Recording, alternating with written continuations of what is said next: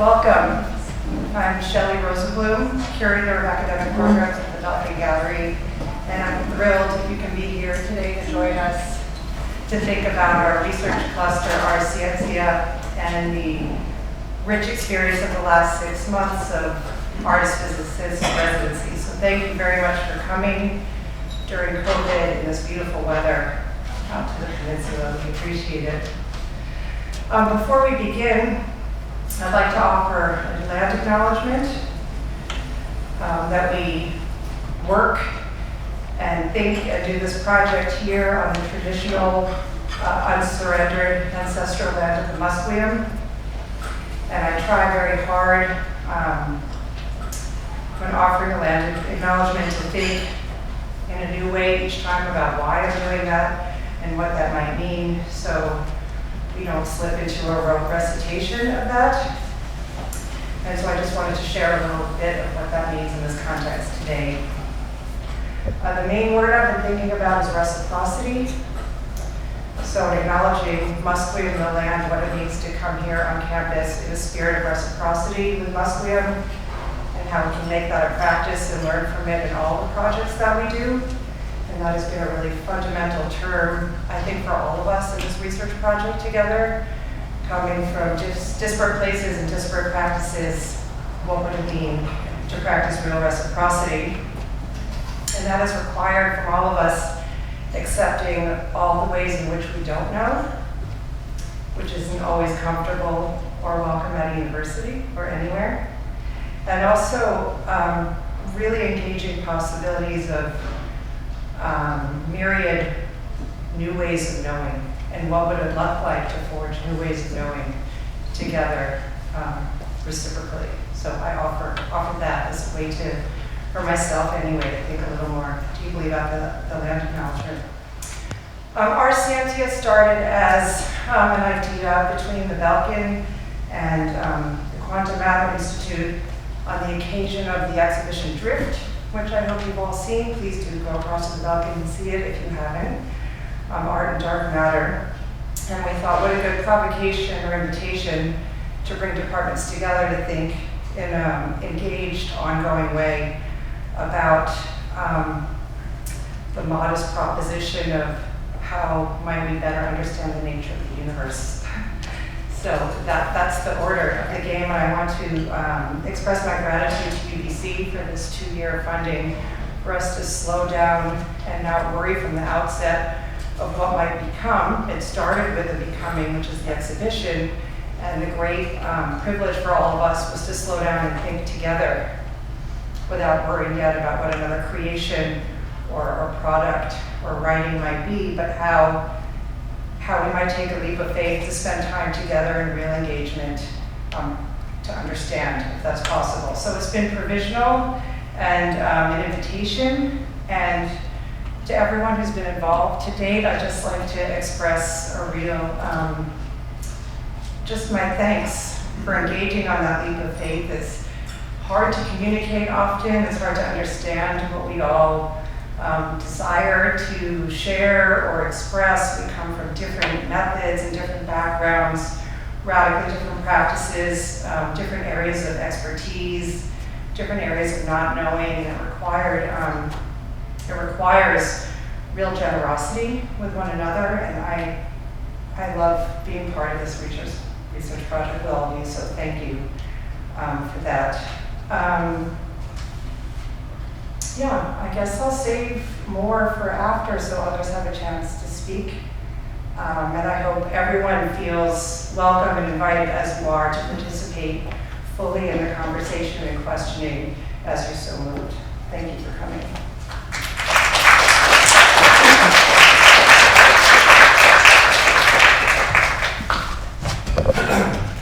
Good afternoon, everyone. My name is Andrea Damascelli. I'm one of the three, let's say, project leader in this activity. I'm the director of the Stuart Blossom Paneler Institute, and together with Shelley and Jeremy High from physics, will be here soon, have put together this project and received funding from UBC, for which we're very grateful, and which has then allowed us to start this project. I'd like to, well, thank everyone for being here, but also say just a couple of words on how this started. And in fact, it really, and I've never mentioned this, but the very first idea of this kind of project came once while I was visiting the student union, and the psychology department had organized an exhibit of paintings and drawings made by students. Students at UBC who had gone through emotional and personal psychological struggle and challenges. And so that exhibit was showcasing, their emotion being put down by themselves on an artwork. And to me that was very, very moving, very interesting. And after that, we had conversations with an artist, and an artist who actually lives in Stanford, California, and she's in fact the wife of a physicist who works in our same field. And so discussing about this, and she brought up a piece of art that we actually have here in QMI, and this is called the Frustrated Icosahedron. And so there again was a moment of bringing together emotions, frustration with art. And what's very interesting is in physics, frustration has a very specific meaning that you can actually measure, you can quantify. And often that's how, for instance, a material will go through a phase transition and new physics is being discovered. So frustration is really a process through which you can enter a new state, whether a personal state or a state of matter. So that conversation was very inspiring. So immediately we involved James Day, who is here in the audience, who has done much of the work. And the conversation has started towards being able to perhaps one day have this art, which will be assembled tomorrow for the first time in QMI. And at the same time, have a program like this, a more structured program, bringing together artists and scientists in the effort of showcasing what we do, but also capturing the emotion that are so important for any human being. So this has then become a project, and together with the help of many people, and of course we had, as we wrote the proposal that led to this, Emily and Susanna from QMI were essential to that, and then later in arranging all the work, we had again James, Shelley, Tatiana, and Marcus, and Jeremy. So many of us have really participated. And finally, I was so happy to see when this really started a few months ago, and I'm even happier today. Is for the first time we're all together in a room. There are some objects we can look at, and finally we have the opportunity to listen to what the artists and our scientists have done during the past few months and are still planning to do. So for me, it is really the realization of what was a dream, bringing together these kind of communities, and through that also reach out to not just the UBC community, but perhaps the broader community we all live in.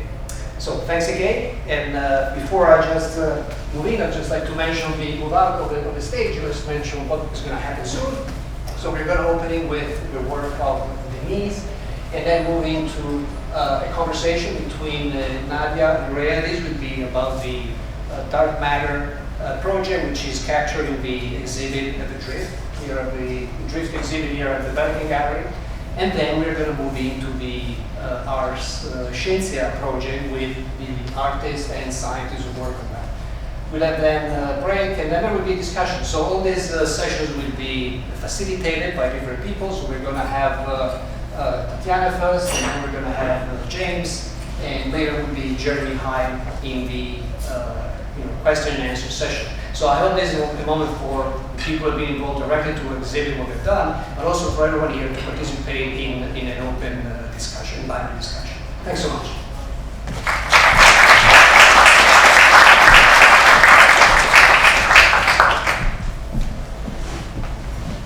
Our first speaker today is Denise Ferreira da Silva. She sent us her talk, her opening remarks by video. She can't be in the room with us today, but I'd like to give a brief introduction for her.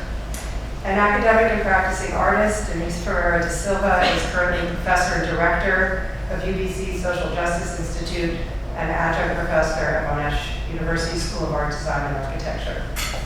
She is the author of Toward a Global Race with the University of Minnesota Press in 2007, Unpayable Debt with MIT Press in 21, and co-editor with Paula Chakraborty of Race, Empire, and the Crisis of the Subprime with Johns Hopkins UP in 2013. Her academic articles have been published in leading journals. Her artistic works include, among others, the films Serpent Rain, 2016, Four Waters Deep, 2018, and others. She has exhibited and lectured at major art venues such as the Pompidou in Paris, Whitechapel in London, MASP in Sao Paulo, and the Guggenheim and the MoMA in New York. She's also written often for publications for major art events. We're really thrilled that she's part of the project. Please join me in welcoming Denise remotely. Hello, everyone. First of all, I'd like to thank Shelley, Lorna, Tatiana, and everyone involved in this event for the invitation to open this encounter. I wish I could be there with you, but that's not possible.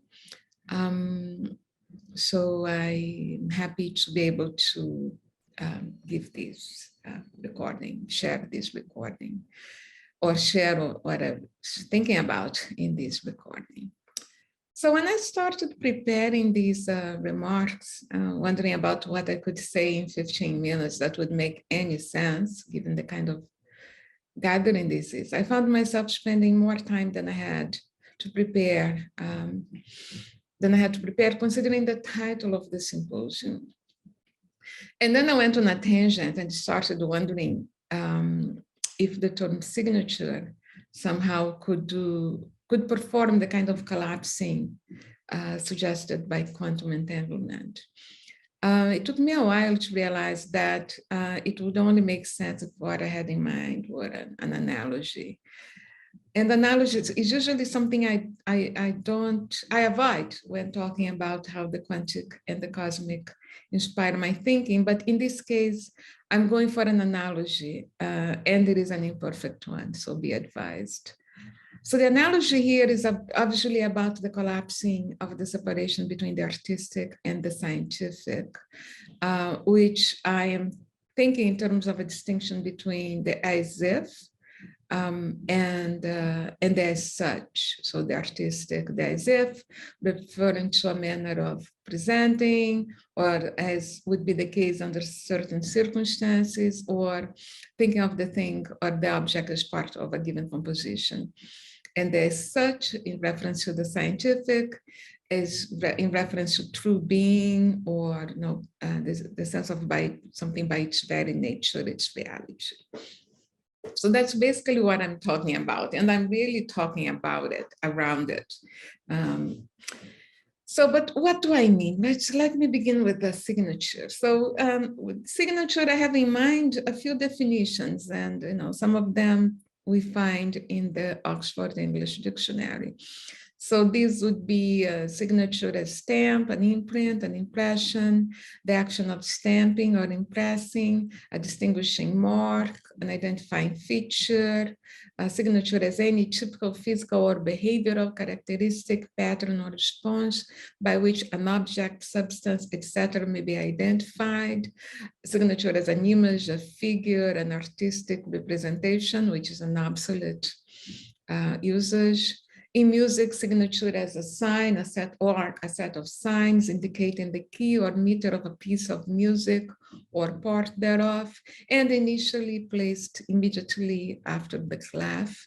And signature designating a distinctive technique, attribute, product, etc., which is identified or associated with a particular person or thing. So, and of course, as I was thinking, I came up with signature because I had in mind particular meanings for signals and apparatus. So I'm thinking of signals as marks, indications, or wonders, or as prearranged gestures or warning symbols, and apparatus as the work done or the things used for doing that work, like the mechanic stuff used in scientific experiments. So basically, I was asking myself and wondering what if knowing were primarily and perhaps only and uniquely about working with tools, mechanical, conceptual, formal, mathematical tools that gather signatures, that collect marks and wonders, or collect marks or wonders, and may collect marks that make us wonder. That instead of being about making apodictical or hypothetical judgments about things, about statements about how things exist or what they are. More specifically, I was considering the question of what if knowing what about, not what is or about ascertaining the existence of something by providing an answering, or by answering the question of what is, we're not about truth approached in a way that attaches reality to being. And yes, so even in terms of probability, it still carries this fundamental, this basic question, which is formulated in terms of finding or assigning values, measurement or meanings to the attributes or properties that then will allow us to distinguish a thing from others by ascertaining what is unique to it. So as I was wondering about that, I had in mind the dark matter experiments at Snow Lab. So you know that most experiments there test the theory that dark matter is composed of yet to be detected particles called weakly interaction massive particles, or WIMPs. So all the experiments there follow the same detection principle. I quote, a WIMP scatters off a nucleus like a billiard ball, and the recoiling nucleus leaves a tiny energy deposit in the detector. So what renders these dark matter experiments different than experiments on the particles already in the standard model, like gluons, photons, quarks, etc., is the fact that WIMPs are still theoretical. So what these experiments seek to do is to capture signs of their existence. In the case of the standard model particles, experiments will be designed to capture signs of their presence, which would be ascertained if the expected effects observed are, those unique to those particles. So, and those are given if the observed phenomena has its unique properties. So for instance, the part, it's a quark is there if the particle observed has half spin, obeys the Pauli exclusion principle, etc. So in thinking with the signature, I like the fact that the term is applicable to both cases. A signature may indicate the presence of something. So, if an experiment, a triumph, the particle has half spin, possesses color change, and obeys the Pauli exclusion principle, so it's probably a quark. But a signature can also indicate the existence of something, which is what the experiments at Snow Lab hope to show. But what the signature does not necessarily show is what this thing is. It doesn't raise the question of being, and that's because different things can leave similar signatures, or the same thing can leave different signatures depending on the context of observation. So for instance, if you have other particles in the same context, what may appear as, I don't know, a WIMP may not be, for instance, but maybe the effect of the presence of neutrinos, But in any event, what's interesting me is that the signature indicates that something has happened, is happening, or even that it is about to happen, and that it may have already happened also because of the presence of something, a presence of something that exists. But the signature alone cannot ascertain what that thing is. I can even say that, it is that thing that has left that signature. And it cannot do it either apodictically or hypothetically because, something else may be at work, or maybe the whole composition may be working towards bringing about that signature. So that characteristic of signatures, I find, there's a collapsing of the kind of that quantum entanglement suggests. And that collapsing, I'm thinking in terms of the collapsing, the ontological demand, the answer for the question of what something is. And by collapsing that ontological demand, that is also the collapsing of the presumption of reality, the presumption that the question of what something is somehow also, is a response to the question of its existence, which is what dark matter experiments seem to be all about. So signatures are then allowed that for thinking of knowing that might also be about developing and employing tools that gather signatures which indicate all that which is implicated in our existence, regardless of whether it is possible to ascertain what something in particular is, and how it's distinguished from everything else. And those signatures can be gathered regardless of whether, like in the case of dark matter, that thing manifests spatiotemporally or is captured by, interacts with the electromagnetic spectrum. So key here is that the as if is more about the circumstances of appearance, the context or the composition, than about that which appears, whatever it is. Of course, I'm thinking of the artistic in such terms, with that image of the work, the practice, the object as a composition rather than a particular thing. Okay, enjoy your conference.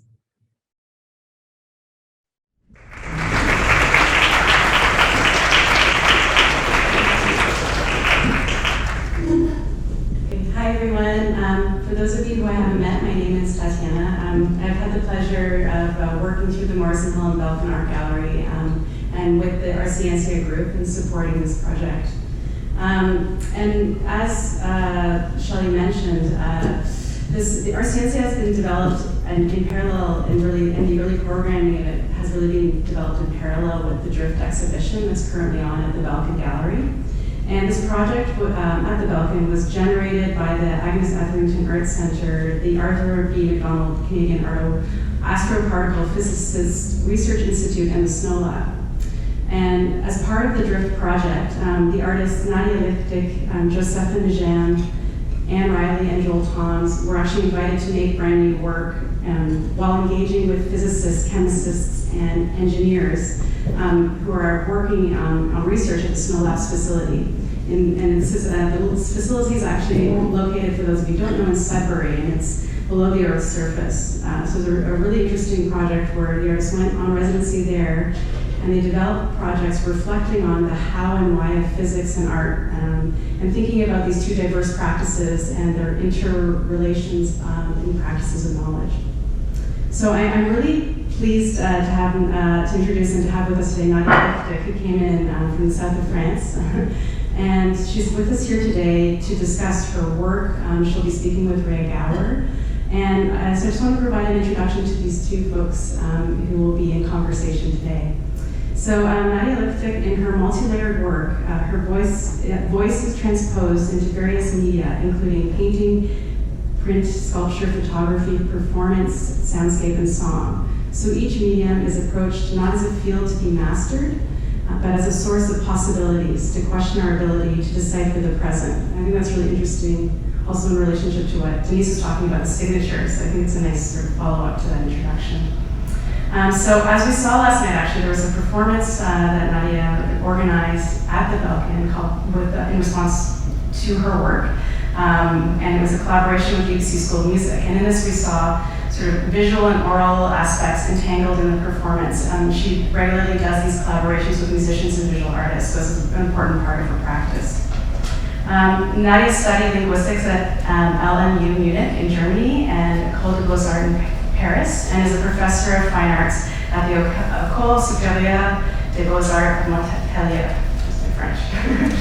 And then Rhea Gaur, I'm really pleased to have Rhea here today as well. And Rhea is an experimental particle physicist researcher at Triumph and Canada's Particle Accelerator, and a Master of Science candidate at UBC. So we've had the pleasure of having Rhea work with us at the Belkin and leading tours through the Drift exhibition and reflecting on her work in relationship to Nadia's. And the next tours of these, I encourage you all to come. They'll be happening this Saturday and Sunday as well, both at 1 and 2 p.m. And so Rhea will be speaking with Nadia and is also a member of the Hyper-Kamikaze experiment, which observes the neutrino interactions in underground detectors in Japan. So she has an undergraduate degree in astronomy from the University of Waterloo and experience at the Canadian Space Agency, Triumph, and Snow Lab. So through all of this work, she's had a long-standing interest in the search for the cosmic entity known as dark matter and using underground detectors into exploring this. So I'd like to invite both Nadia and Rhea up to our comfy couches at the front, and we'll just begin a bit of a conversation, and then I'll open it up for some questions from the audience as well. So please join me in welcoming Nadia and Rhea.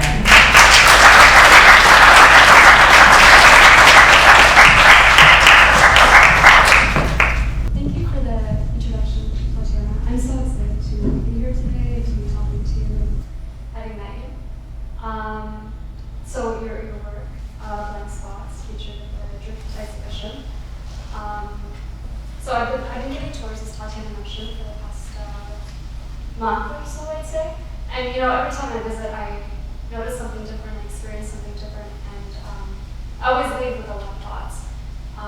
So I guess I want to start off with asking you what your process of creating artwork was like, and what was your kind of initial response to beginning your work? Yeah, thank you so much for inviting me to this symposium today. I'm happy to be able to discuss that with you. The initial process was, we were invited to Snow Lab. So we went down 2 miles underground into gold mine, and there was a lot of dust, and we had problems to breathe. And then we entered the Snow Lab, which is a dust-free space. After taking a shower, after having cleaned, after having left all of our stuff at the wardrobe. And my initial, the first thing which really struck me was the dust everywhere, and also the fact to go into a mountain, like to make this journey. And so I wanted to connect to the place and to the land actually where I was. So I had the idea to make Apparatuses. So it's a work which I continued in other places. So I wanted to bring, make actually collect dust at a specific place. So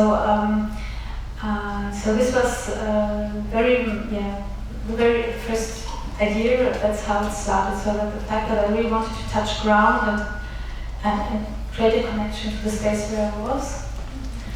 And then we started to meet scientists. So there was this meeting with Art McDonald, who spoke about the fact that we are all made out of stardust.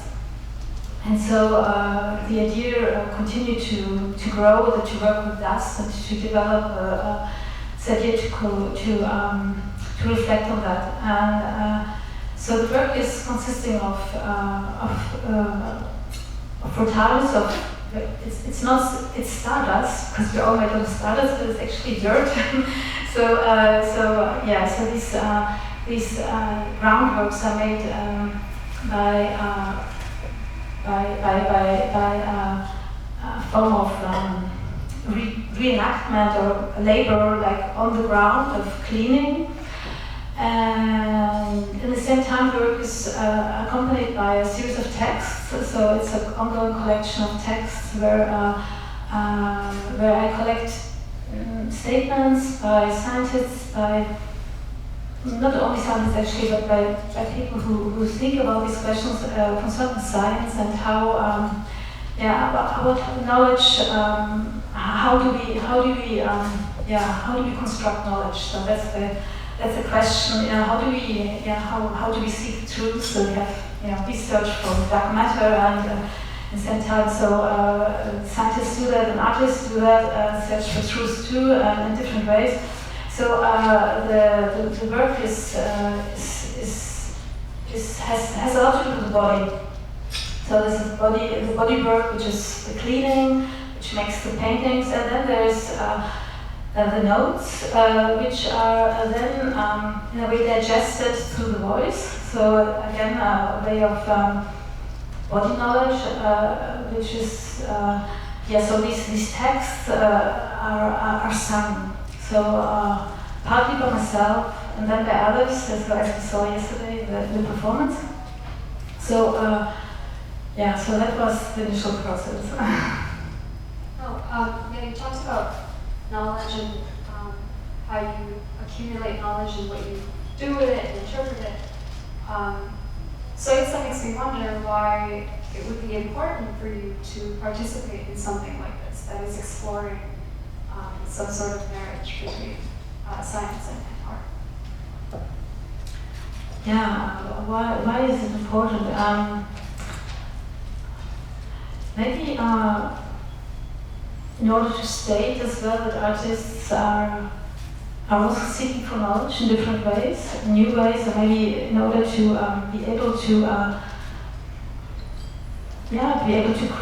criticize as well in different ways. So and also to meet in new ways.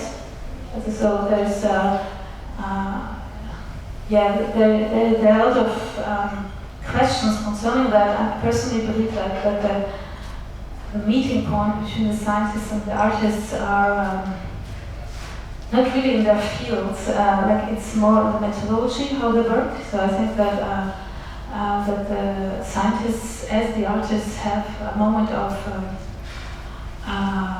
that they work with intuition, but because they have knowledge, of course, of their field, so they can play with that, and then they play with and then they have a eureka moment where they feel, okay, that's kind of right, that's kind of an interesting thing which I'm holding here, and actually I really didn't want to interpret visually, for example, any of the experiments I've seen, which I find very interesting, of course. Snow lobe, but they do. I wanted to, by the way, the curator, Sunny Kerr, who organizes the show, never pushed us in this direction, which I find very clever. So the artists of the show, I think none of us tried to interpret anything what we've seen. So we're still we're working with our materials, and why it's important to do that is because of course it's a way of meeting, So, but in a good way. So it's not. I guess a lot of scientists are not interested in what the artists do, and a lot of artists don't understand at all what the scientists do. But the fact to exchange helps to maybe to respect the other does. Yeah, absolutely. You're right in that maybe there isn't so much overlap in fields themselves, but methodologies or exchange of ideas can certainly inform us in being better in our respective fields and just being more curious, I guess. And it's interesting you also mentioned you weren't trying to directly interpret something, but rather still hold your freedom to create whatever it is you were responding to. I guess in science, sometimes you find when you want to publish a paper or your results, it's quite integral to have a very concrete or clear sort of conclusion or presentation of your results. Obviously, data can be interpreted different ways, but your results, you want to be very clear and concise with what you relate to your audience.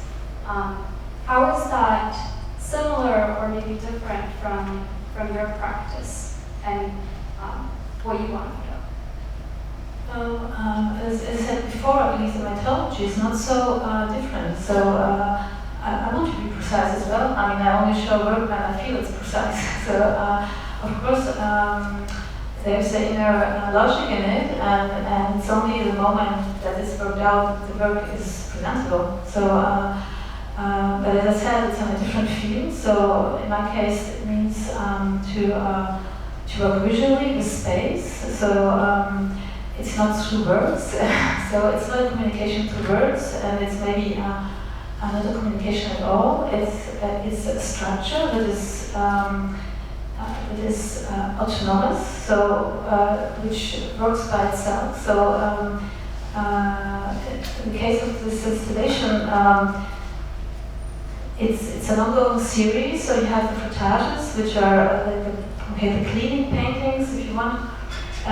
So they can be made in different places, and there are traces of a reenactment of something where they attempt to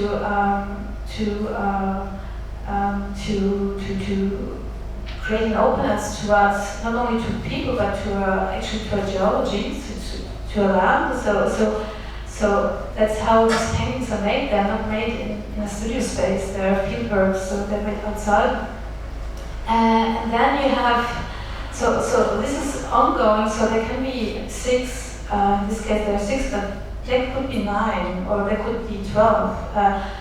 Or there could be 1, and then you have the text works, which is also a collection and which is growing as well, and these text works are quotes which are collected. There is a horizontality about that, so it's important that there are different kind of quotes. So it's very heterogeneous. So different voices, a lot of different voices of different kinds. And that these text works are sung is very important as well, because they give different quality, because the words are overcome. So it's not the word by itself which is important, it's actually how they're pronounced, which gives them another quality. So that's the structure of the work, and then there's the light is reacting actually to the voice and the breathing. So there's a breathing moment, and there's the text which are sung. So that's the structure of the work, and it can change. Like the content of the sound can change, obviously, because there are a lot of text. So that's so that's the structure of the work. So so this, I guess, in comparison to, let's say, a mathematician who is creating formulas and trying to find ways to make it work. So that's how an artist is working as well. You try to make it work things, and at some point you say, okay, this is working. This is something which is which has an openness which can be understood. And so then you feel, okay, so I can show that. So maybe meeting point is there. Yeah, it's really quite curious, I guess, how you take something like dark matter, which you can't touch, can't see, can't feel. It evades our senses, and yet create an experiential frame or structure for people to experience something like that or linkage to it. And I think there's a lot to be said and thought about that. So, dark matter and the field of cosmology, they, raise questions about what we are and what the universe is, and what anything is made of. What was your experience or response to learning about these things? And how does that raise questions for yourself in the way that you perform your work and choose what materials to use, maybe, or whatever. Yeah, obviously, but I'm very impressive, and all this incredible work made by the scientists and the research they're doing. Is that the question it's raising are raised for me when I visit these kind of places are, of course, again, knowledge construction. So how do you construct knowledge? And are the forms and ways that they're organized, the organizations, are they further some specific knowledge maybe, and others are maybe not acknowledged. So maybe some knowledges have a lot of space in our societies, others have less. So the question is really, how do we access knowledge in our society? And so the dark matter research, of course, is very beautiful, because it's poetic. I mean, it's 85% of something we don't know, and so it makes us very humble, of course. Like when you understand that there's so much we don't know, and my question with that is, of course, as well, what happens if you know? But what does it mean? Because then, I mean, this gives a lot of power to the persons who know, and what do you do with this knowledge? And the problem maybe with all these research is that no one feels responsible personally, because we are so big groups organized around that. So what happens if you really find like something which can change the world, And so we have already had that with with the nuclear like with the atom. So we have these questions are raised when you're visiting things like the snow lab. And so the work is dealing with that, with the question of how do you construct knowledge, and where do you search for knowledge, and maybe sometimes clean little ground, that's knowledge as well. Maybe there's knowledge as well. So it's a different way, of course, but it's questioning that, and then how do you digest all this knowledge, and how do you work with that responsibly? So I guess these are the questions that are raised.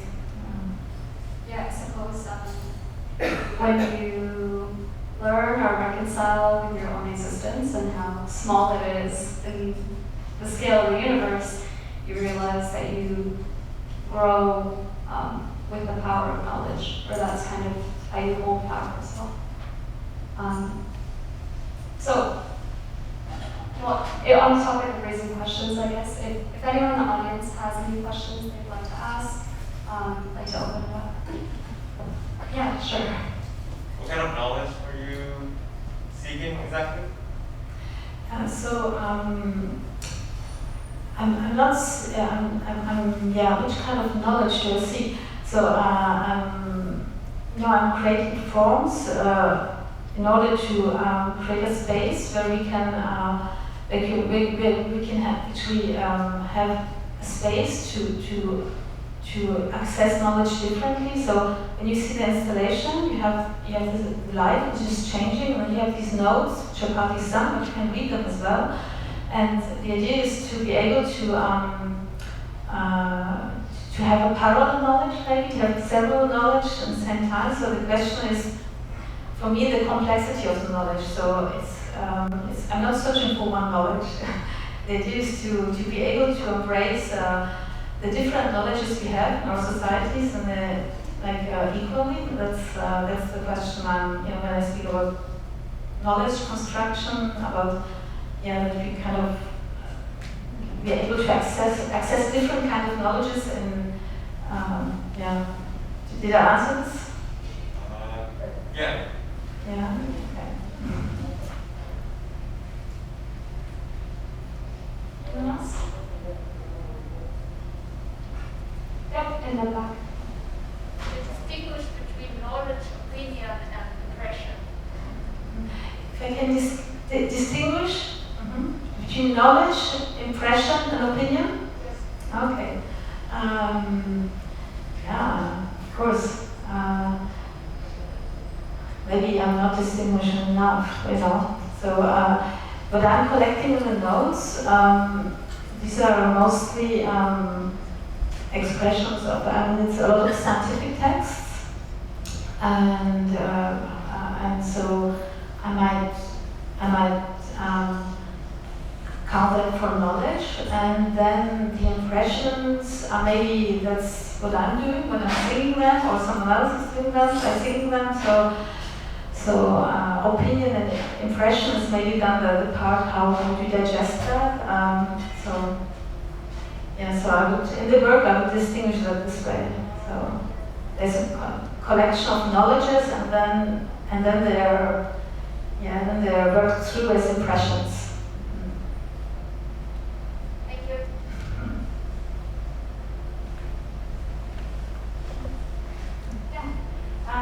Nadia, I went to the performance last night, and I was just wondering if you could speak a bit about how you put the score for that together, and where the sort of language and how did you come up with the composition? Okay, so I'm working a lot with composition, and I'm influenced by composers like Cornelius Cardew, who are composers who really work very hard to de-academize the scores. So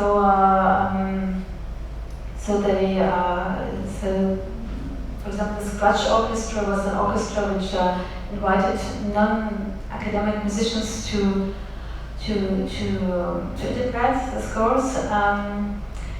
In this case, the whole work is a score. So it's actually they're squares. And each square, so the composition is for 6 voices, and so if there would be 9 squares, there would be 9 voices. And then there's a collection of notes, which is in this case also always a collection of 6. So you could relate for each square, but you don't need to. So you can start as well. So it's there's the score is made up like that, and then the work is a lot about deconstructing the language. So about letting the language creating new senses. So you can read the text; they make sense. I mean, they're highly interesting texts. But the moment you start to sing them and you deconstruct them, you really make something else out of them. And so that's really so this transformation is for me the main moment in the score. So to be able to demake the words and to make something to make any form out of them. So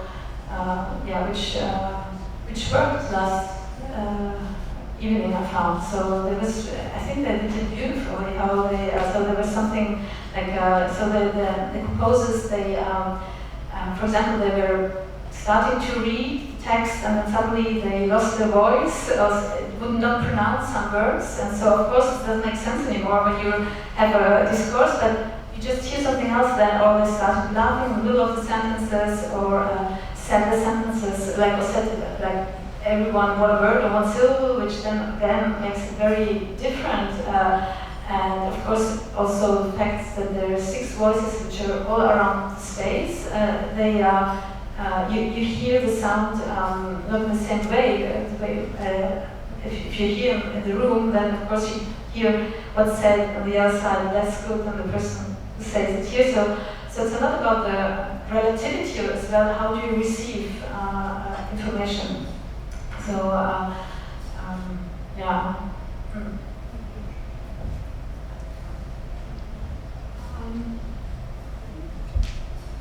So I just want to, I guess if there are more questions. I'll just say, thank you both. Thank you both for the discussion and the presentation of the work. And I look forward to continuing the conversation as we have snacks and sort of breaks later. But thank you both.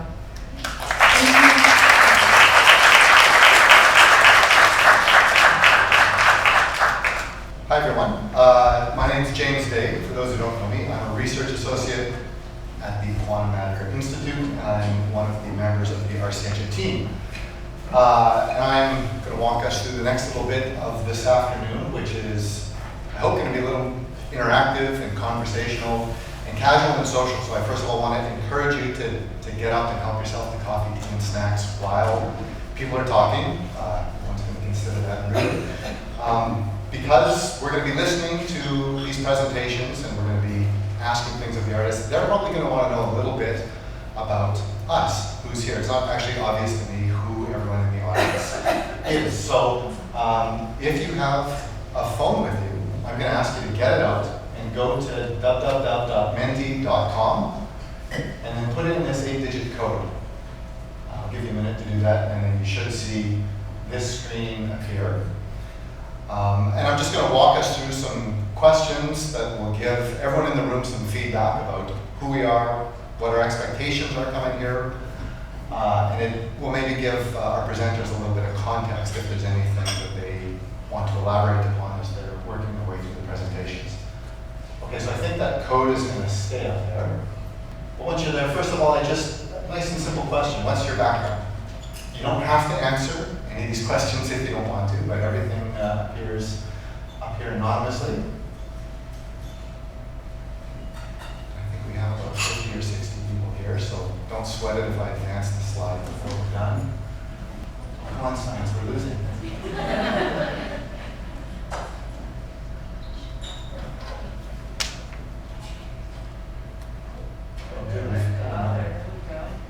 So I'm not playing along here, but I'm in the sciences, as I mentioned. You vote twice. Oh, I don't know if you can. Go ahead. Like, this isn't going to go through peer review or publication. No, that's not exactly what I mean, but a person If you can be belong to- both arts and science. Sure. I mean, someone give it a try. You can vote twice if you want. Other than vote. Or not. Yeah, if you're none of the above, I guess just don't vote. So, okay, looks like we've got more people who would say they come from the arts background than sciences and the other. So again, don't worry if I'm advancing and you're not done. But next, I'd like you to take a moment and just think of one word about what you were feeling about attending this afternoon's event.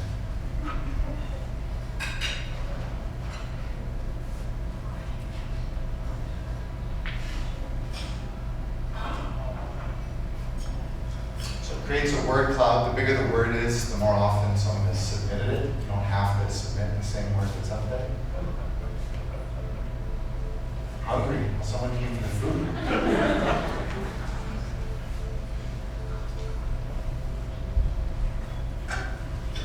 Nervous, excited, and lots of curious.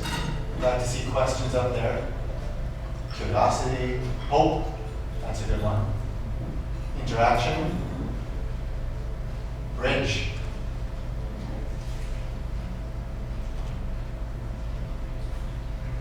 okay, that's a good chunk of us.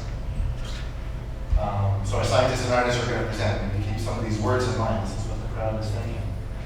I think you can put up to 3 options here, but when you hear the phrase artist-scientist collaboration, what words do you associate with that?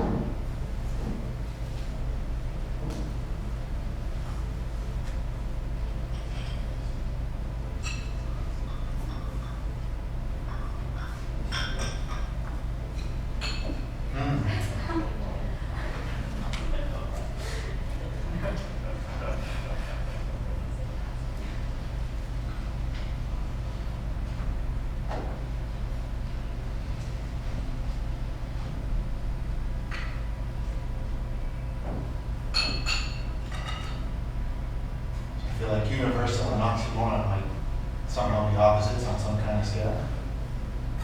Force, conflict, future, social engagement, possibility, hard work. Okay, we're seeing some repeated words: exchange, synergy, passion, possibility, fun. Happy to see fun up there. Misunderstanding, interdisciplinarity, hybrid, transdisciplinary. I've been thinking a lot about the different disciplinarities as I've gotten to know the scientists and artists.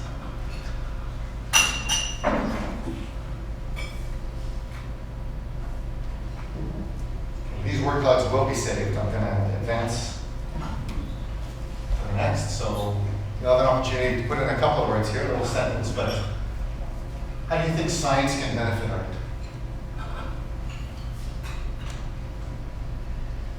I'm going to grab a coffee.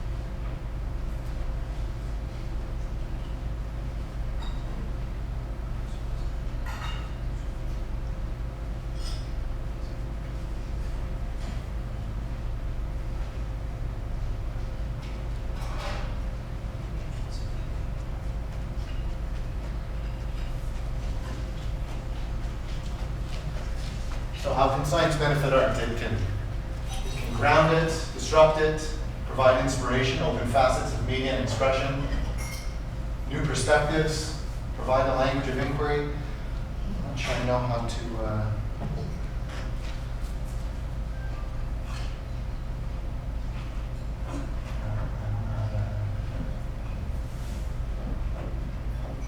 I don't suppose anyone knows how to reveal one of these answers. Do you know, Alannah? Can you scroll down? Oh, no. I was using one finger, not two. Thank you. Giving new perspective, fancy concepts, giving context to the world we experience that offers art tools to explore and find meaning. Science can expose new materials and subjects. Through understanding, knowing, connection, and intuition, we can't explain or see, but all feel it. Benefit is a mutual deepening and a new third way of knowing that neither has sole access to.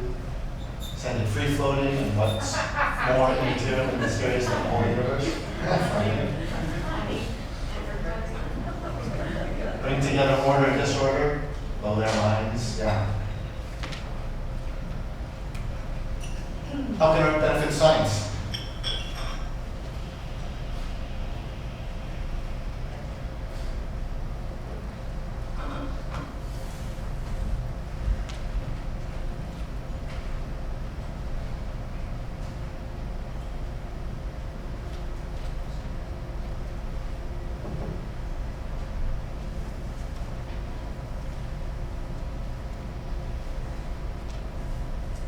Make science more accessible to the public, open up imagination, loosen ego, connect a wider audience to complex ideas, new modes of inquiry, inspire other ways of seeing the world, critically question practices, make it interesting, expand the mind, challenge empiricism, teach the expression and relaying of seemingly unapproachable information, alternative ways of knowing, new insights, or new forms of knowledge. Art offers science a different perspective on truth, new modes of thinking, challenge what questions can be asked and by whom, allow science to achieve breakthrough innovations, levity,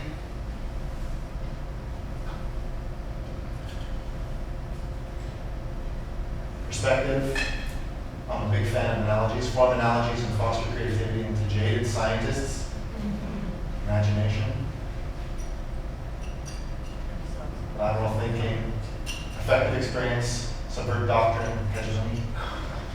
Okay, so I hope some of these answers provide some context for our scientists and artists who are going to be coming up and sharing some of their work, and maybe give us some ideas for some topics of conversation and questions we might ask each other as the afternoon goes on. But we're gonna move on from this now, and we're going to move into the presentations. We did show the schedule earlier. We're not going to worry about the timestamps that were on here. This is just sort of an order of events. We built wiggle room into a longer break than we probably needed. We're encouraging you to get up while we're talking, and there's lots of time at the end. So we're not going to worry that we've maybe strayed from our original timestamps. We're going to ask the groups to come up and spend 10 or 15 minutes presenting their findings to us. And I think you'll find that there's going to be significant variability between what the groups choose to share with us, choose to present. They've gone in different directions. And because they said they weren't shy about going first, I'm going to ask Justine and Luke and Sarah to come on up here. I'm going to start. My name is Justine. Hi, everybody. I'm going to talk about this thing that maybe you grabbed on your way in, and if you haven't looked at it, why don't you take some time to look at it now? It's called Score for Residencies. Yeah, this would be the great moment just to take, since we're not worried about time. Not worried about time. We'll just take a second to hang out with the score.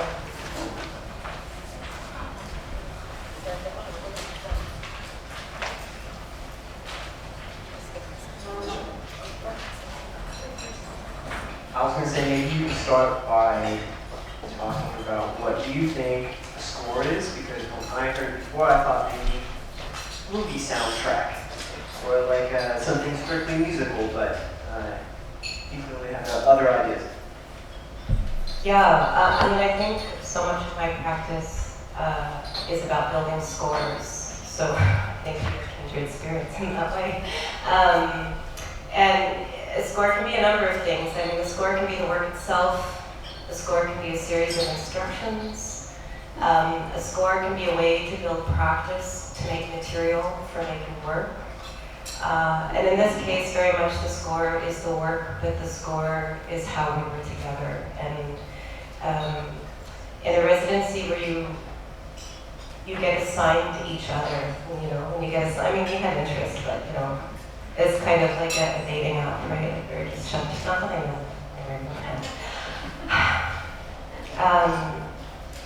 That it felt very strange to think about making work without knowing who these people are, and to just sort of dive into our practices without understanding where we are in the world, how we position ourselves, how we understand ourselves and our practices to be. So essentially, our residency, we hung out. We spent time together and we spoke to each other, and we talked about what we talked about in our seminars with great care and absolute irreverence. And I think there's something really important about just spending time. It's really hard for me to conceive of making a project with somebody if I don't know who they are or why we're here together or who we are in relation to each other. So, yeah. I agree. It kind of felt like some parents were friends and they had kids and they put them in a room and like, oh, play, you know, figure it out. And if you're in the same field, you obviously have a sort of library of context to talk about. You have common work, but you know, I particularly didn't really know anything about dance except for what I've seen in a show or two. So it was a little rocky to just jump in and talk about work or you know, whatever research findings might mean. So. But I think the play analogy turned out great. You know, you kind of like, you find common ground. What are you doing? What are you listening to? What are you into? Yeah, so we built the score as a way to show you how we spend time together, but also maybe as a proposal how you could spend time with somebody else. So it starts when it's folded on the flip side, there's sort of an overarching score, and then inside are 4 micro scores. Am I feeding that? A little bit. I'll speak a little bit. Further away, okay. So we just looked at our meetings, what we did with our meetings. We met in person, except for one time, which is reflected in the first micro score or sub score being written 3 times. And it was just really about I can't even say that I understand what they do. That would be a great conceit for me to say that.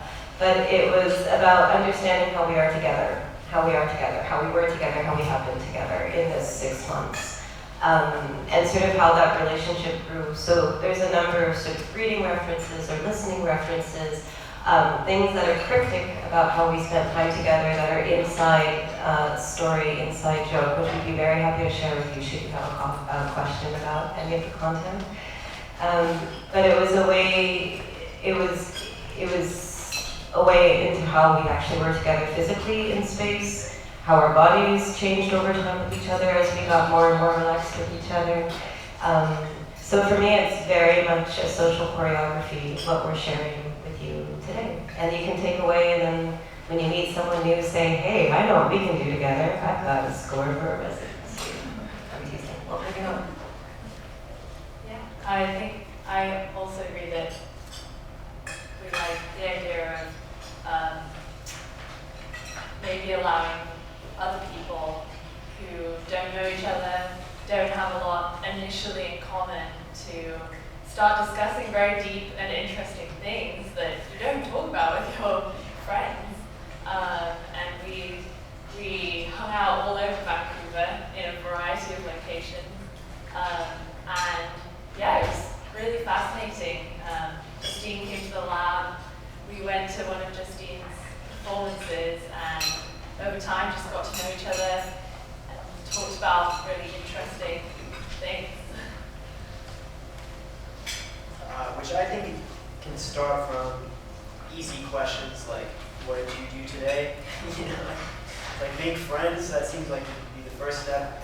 I'm sure we'll talk about it later, but I think the whole collaboration as a whole felt a bit like, you know, you don't know what to expect, you don't know what you're maybe supposed to be doing, so we kind of just took our own path, as in go hang out on the beach. That's what I want to be doing anyway. But yeah, just to follow on Justine's saying, if you have any questions about what you see in the score, please ask. Luke, dare I ask why you would flee from the rat? What's that about? I don't know if if you like rats. I don't. So if there are rats in the street, rats in where you're sitting and eating delicious snacks, you might want to step away, flee. It could be a good situation, fleeing from it, because then you get to go walk around instead of being, let's say, cold and sitting on the ground and ground full of rats. I mean, this city I discovered during COVID because I only hang out with people outside. I've come into relation with the rat population of Vancouver. And we were lucky enough in one of our hangouts to have Monsieur Raton come and visit us too. And it meant we went somewhere else, which means we returned to the water. Most of our visits had been with water, and that visit wasn't at the onset, but it just pushed us back to the water, which was kind of a lovely thing. We also had really beautiful pastries, and I think that attracted the rats a little bit more. Come visit us a little bit more. Any other questions about the content of the score or curiosities about, Why did one repeat it 3 times, but 2, 3, 4 is in one? In the first meeting, we were on Zoom, and we were in 3 different places in the city. And 2, 3, 4, we were all together in the same place at the same time.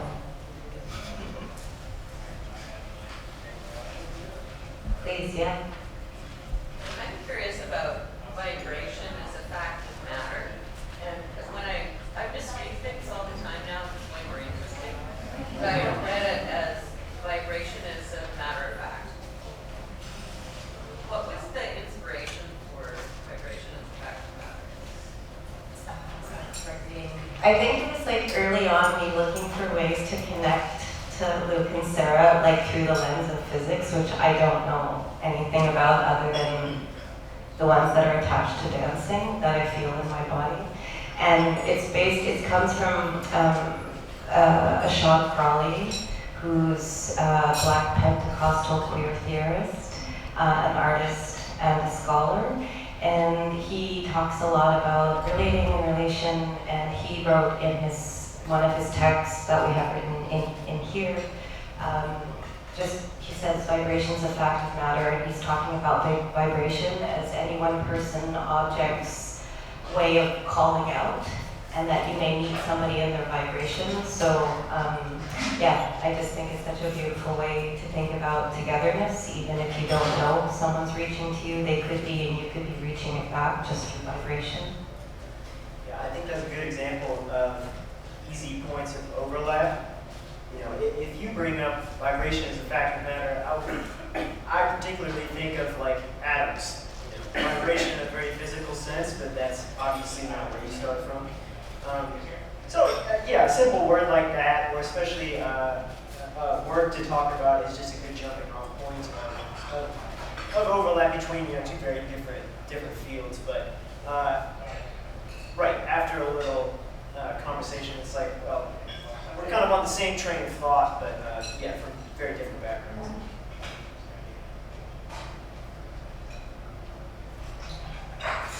You have on there that there are no deliverables. I'm wondering when you decided you were going to put a score together.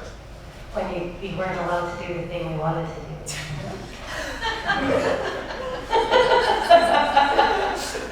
You can count on me, Dave. Well, it just felt like, you know, we talked about no deliverables and that being a real thing, but also how that was really hard for us to comply with or deal with, and actually what does that mean, and what are, and, you know, we had all those conversations. But we felt like we had a really great time together. I'll speak for all three of us because you said it to me, and I'm assuming we're lying. And we valued our time together, and actually to be able to just hang out and not be like, what are we gonna make? We're gonna make something cool. We're gonna make, how do we look smart? You know, like we didn't get into that. And the only way to express that was to sort of pull out the elements of how we were together. So that's where the like score came together. Like I don't know, we wrote it 2 weeks ago, and then it went through a design process.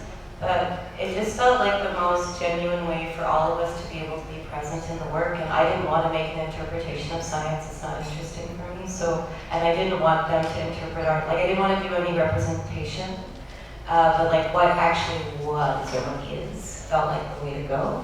That where we are all equally present in the content of the score and in the making of the score. That actually we wrote it together in real time, and then we just were able to sort of encapsulate some of the highlight reels for you into the score. That's a very good question. Yeah, I agree. It just felt like a coherent medium of sharing at least our, I guess you could say, process of interdisciplinary function, to make fancy words out of it. We're just sort of getting together. I think that's the easiest first step. So if there's a possibility of making an instruction of how to do that, at least how we felt like it's a good way to do that, maybe that's useful. I saw our hand back there. Rhea, did you have a question? Oh, yeah. Go ahead.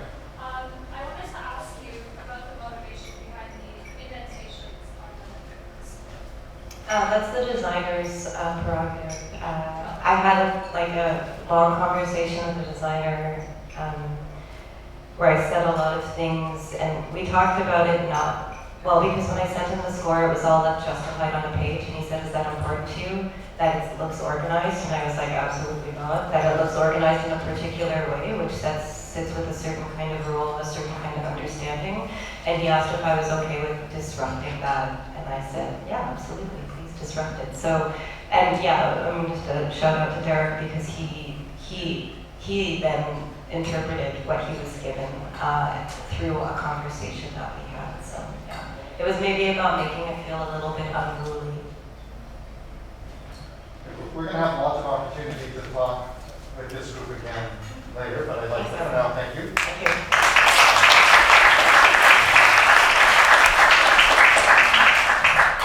Hi. So I'm Kelly Lycan. Kirk Madison, the physicist I was working with, he wasn't available to the symposium, so but we would both like to thank those responsible for conceiving of and supporting the Ars Scientia collaboration. We are grateful to be part of this initiative. Working with physicists and artists has been quite a fascinating experience, and I'm just going to show a lot of images, which I tend to do. There's a series of drawings that I was doing. For some reason, drawing is not part of my practice ever. But for some reason, I felt like I wanted to have some kind of indexical response to this experience because it was so abstract. I felt like after each meeting I needed to do a drawing. So I'll just go quickly through some of the drawings. This would be the first meeting with Shelley. And we discussed the intention of the residency to fuse the practice of art and science in the developing fields of interdisciplinary research was kind of the overarching intention. And when we finished our meeting, I think I drew this. I think it's kind of this pattern that is so prevalent in connecting people. And I guess also I felt really excited about this opportunity to engage again after kind of everything being so isolated. And so this pattern came up. I think it's just that, it relates to nature and minds and thinking and also technology. So, and I guess this word is going to come up a few times because we sort of had this experience of it being like this open idea of there's no unexpected, and then just through some correspondence, the expectation of a deliverable came up, and we all kind of responded to that, a little shocked, and so it also really became kind of fruitful because it also brought us to discuss languages or language and the difference in language used by scientists or academic language, or it was just this interesting conversation about expectations that came up. And then this is a meeting with the artists. We felt like we needed to meet as a camp and discuss because we were all a little overwhelmed by the abstract nature of how to be and how to think together with physicists. And so this is sort of some words that we came up with describing our own searching. And then this was a group seminar. I think this is probably the most relevant description for me of my experience, is this idea of gazing, not solving. And that was can be a really relevant experience. I think we do it all the time. There's something about having a vista to look at that is undefinable, but that can be relevant and important and meaningful. And so, this is kind of an important phrase for me. And the physicist Kirk, he thinks through drawings. He finds like the act of putting pen on paper helps him to resolve some of his the way that he moves forward. And so it was this kind of interesting common thread that came up. That I love, that he was actually drawing more than I was. And then this is a group seminar where we discussed reading More is Different by P.W. Anderson, and who is Paul Anderson, and it was a discussion about emergence. And so I guess the best way to describe this meeting is what emerged was that Paul turned into Paula in our discussion, because we didn't necessarily know, and of course we knew it was a guy, but some of us decided to call him Paula. And this was a group discussion, I guess, thinking about rules and how, it was part of a film that we watched, and how, I guess, really how mistakes can be can create positive outcomes, and how athletes are rule bound, but can shift things within a game. I think that was an interesting concept that came up in the discussion of this film in relation to Heidegger's ideas. And this was a reading that we did on Thinking Mastery by Juliet Singh. As a pursuit, mastery invariably and relentlessly reaches toward the indiscriminate control over something, whether human or inhuman, adamant or inanimate. Just the double meaning of beat me, beat them, was what I found interesting at the end of the discussion. And this was one of my favorite days with Holly Schmidt. I think because we were together and we were outside. Holly, thank you for that. And we did this these drawings of in the forest. They hear a sound, create a symbol, and we did that for about 10 minutes. And I highly recommend people to do that with their family over Christmas. I'm spreading the word, Holly. And then this is, I think, the last one. It was 2 tours, one of the Drift exhibition at Belkin, and also Luke took me on a tour of the Henning Room. And so, you know, the 2 conversations were dark matter, but also in Luke's, in the lab that Luke is in, there's so much wood grain, I couldn't believe it. Like, and so that felt like this, you know, how wood grain, like, I don't know, it just felt like this other representation of dark matter. My work, I'm a photo-based installation artist, so I'm interested in working in a 3-dimensional way using space, site-specific.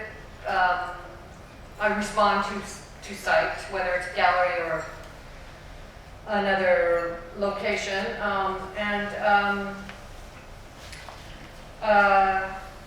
so I'm not really medium specific, but I use photography a lot as a subject. And I'm really interested in the narratives around photography and historical photographs, and I really look closely how photography occupies our lives. And I'm really interested in the relevance of photography to document and disseminate various kinds of work and research. So it was, I was really lucky to have this experience with Kirk Madison, because when there's Kirk right there. When he moved into a lab at UBC, I think early 2000, he came across this all this research, boxes of research Polaroids, and so this became the thing that connected us. Is this research that he rescued, and so this initial drawing was what I imagined those Polaroids would look like, and then this is our first meeting looking at the Polaroids. Which, you know, it was gold. It was absolute gold for me because it related so much to my practice. So I felt really fortunate to have this collection. Also, I'm so into photo collections, or I just like the repetition of images, and and then also like this whole concept of how somebody's research in a lab, you know, like how the value of it changes when it gets put into somebody's domestic space with houseplants. And so that's that moment of I guess emergence came up. James, I think you like that word, James. We'll get you a t-shirt. But just that, you know, that when something emerges into something else, and so this was Kurt. I mean, we were doing this through Zoom, and I was just documenting. Yeah, just this exploring the value changes, of research and of a collection. And I mean, that's a big part of my practice, looking at how value changes of our image or object depending on its context. So, and then and it's amazing. It's a beautiful collection. It's also really, there's a real precision to it. So initially, Kirk thought that this Jochen,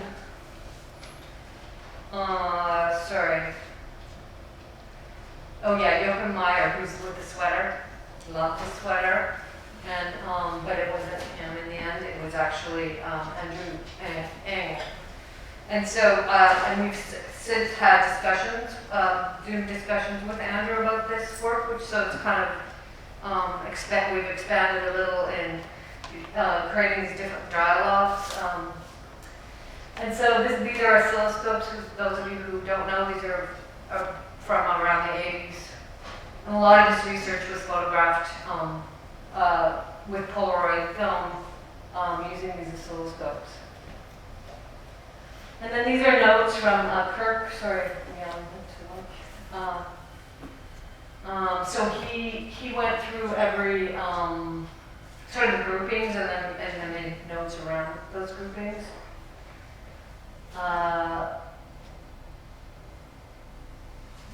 And so just to explain a little bit,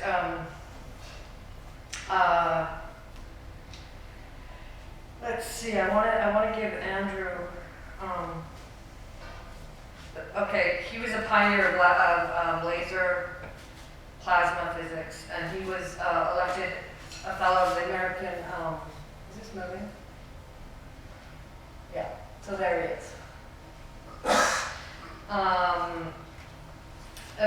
He's elected as a fellow of the American Physical Society in 1998 for the original contribution to understanding of optical probing of shock waves and two-temperature non-equilibrium shock states, and for the use of laser-driven shocks in advancing research on high-density matter.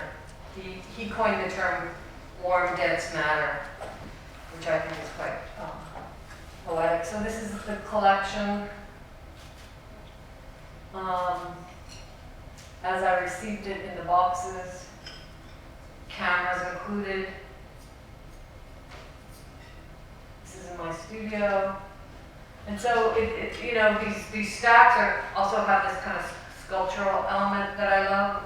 I also love that the research is made with light, or the research, it was generated with light, laser, but then it's also captured with light, and then it's also the light is degrading the research as well.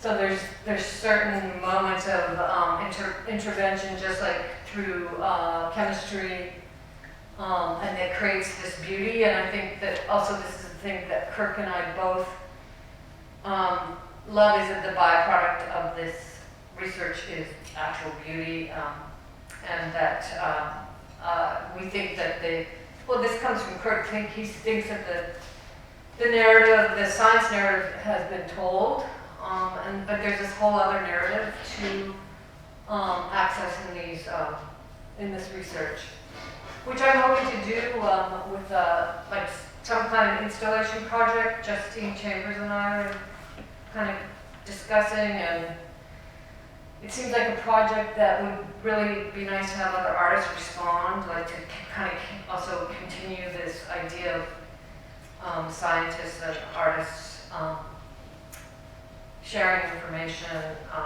in a different context, I guess. So these are incredible. Just like I didn't realize that there was something hidden in these index cards. And these are the foils that he would shoot laser through. How's my time? I'm all right. I do have a quick thing to read from Kirk. Can I just have this loop now? Okay, you do that. Yeah, let's do it. Yeah. Let's do it.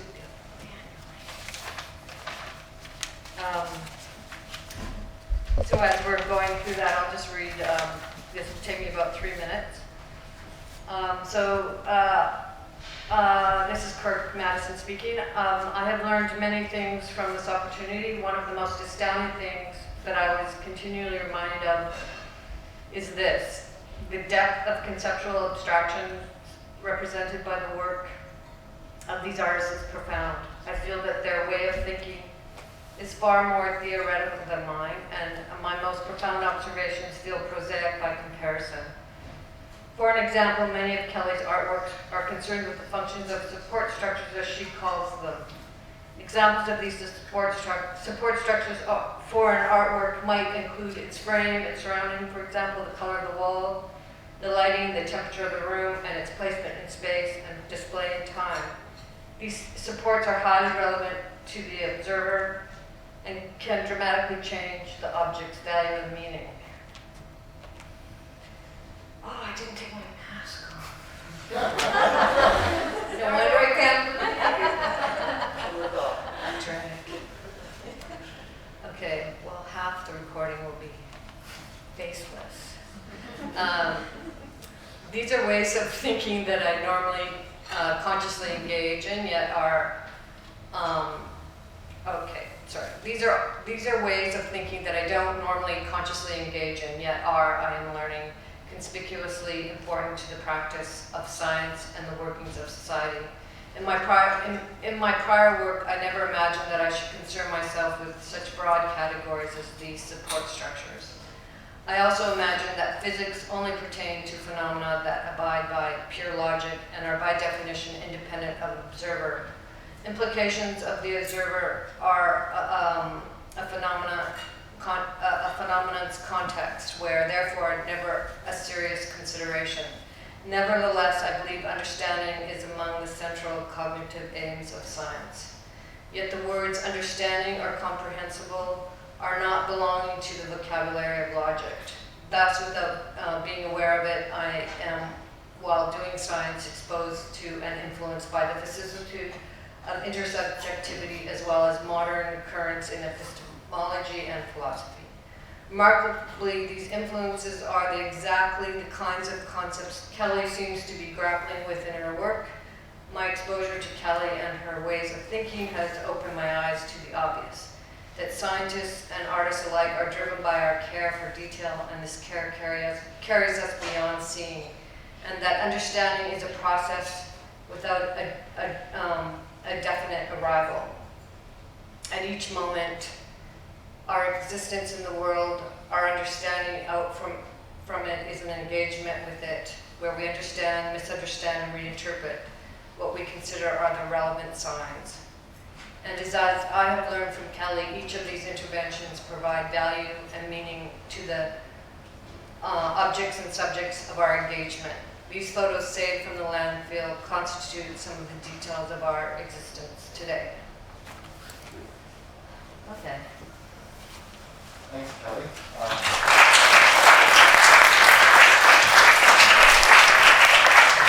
We have time for a couple of questions if people want to. Yeah, go ahead.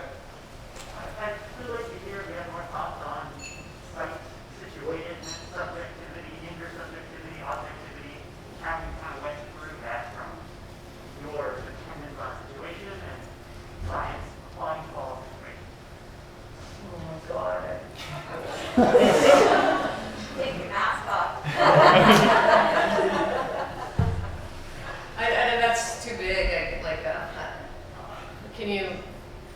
I need it to be narrowed in, maybe a little. And I couldn't hear the whole thing either. Yeah.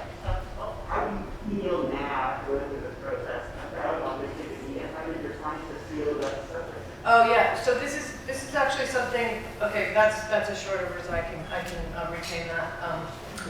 But this was one of my questions in the seminar, also about the myth of subjectivity and objectivity, and I think that was one of the interesting discussions that we had. It's like, I don't know why science got dumped with just being objective, and because it's all, everything's being filtered through bodies, and you know, there's dust from fleeces, and fingerprints, and like there's all these like what you ate that day. All of these things affect what happens in the lab or what happens in a studio. what you're exposed to, what you're learning. And so I do find it fascinating that a lot of the architecture of some of the labs are to try to get rid of the subjectivity because it interferes with the measurement. And so there's so much architecture around that, like having the tour of the Quantum Matter Institute. It's like, wow, that was like wild. In wild space to like moats and to create, to try to keep away anything subjective. I did find that totally fascinating. And then also I think the interesting thing about like, so an archive, what's research, and how the research, which is kind of meant to be objective research, but then it gets filtered into domestic space and studio space and other artists, and it gets all kind of messy. And I think that's, Justine and I like working together because we like the messiness of some of this stuff, these collisions of things. So yeah, I really, I feel badly for science to be so, so defined by everything being so objective, and I don't really think it is. So.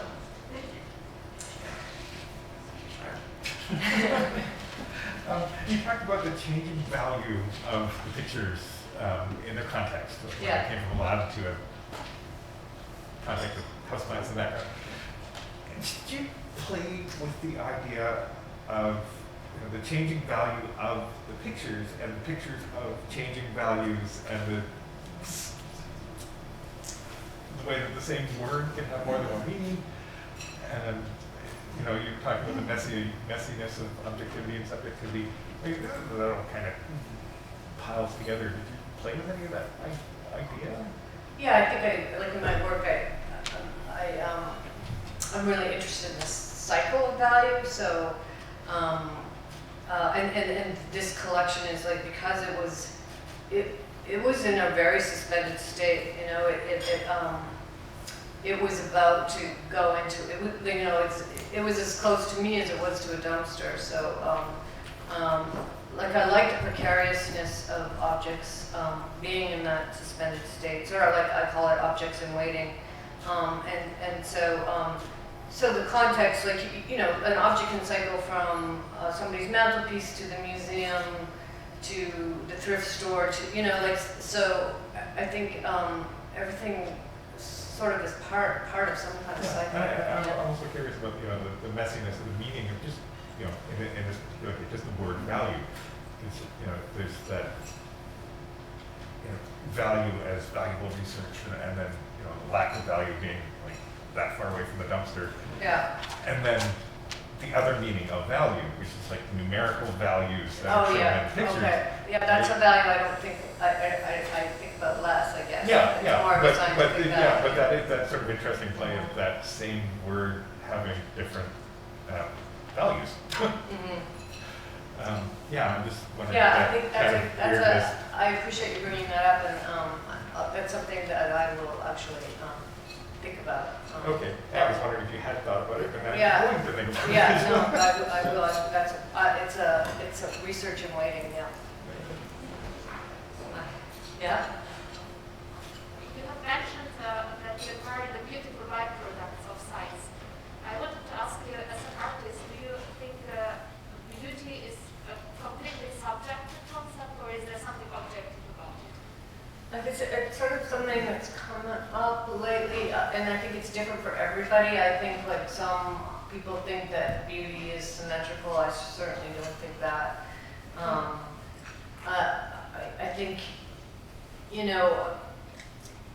I think it means something different for every field or every person. I think, like for me and what my background, I've spoken about this before, but I come from a more conceptual art background where beauty was kind of a dirty word, and everything was meant to be kind of black and white, and there's certain precision, and there was no color, no texture, and it was more about an idea. And so the idea was represented in this most minimal way. And so this idea of of beauty is something I've always felt I had to resist because of my background. And so,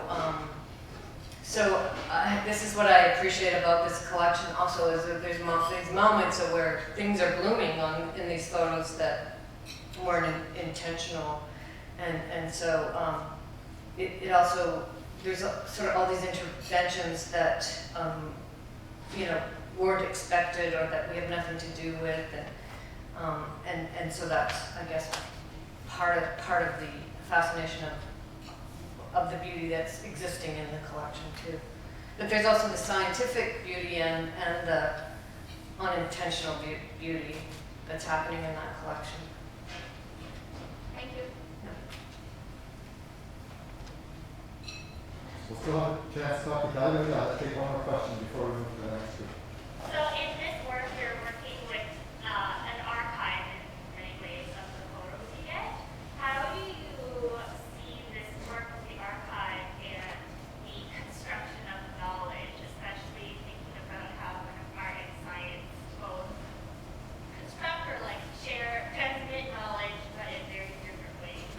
Yeah, I mean, I'm very excited about there being like this collision of knowledge and that, so there's the initial knowledge that Andrew Ng was trying to create, but also, so then, as it filters through other bodies and this idea of asking other artists to respond so they bring their knowledge or interest into the collection.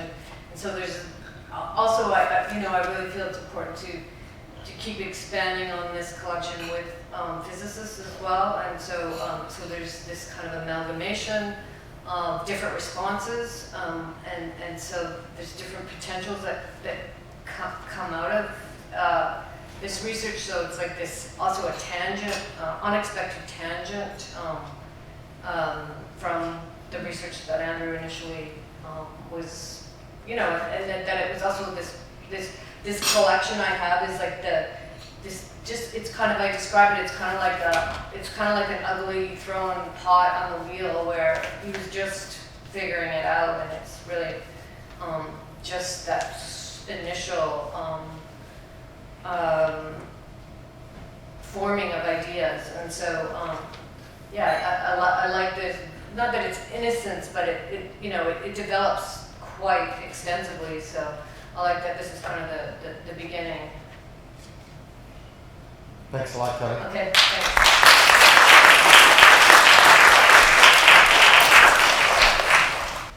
Okay, hi everybody.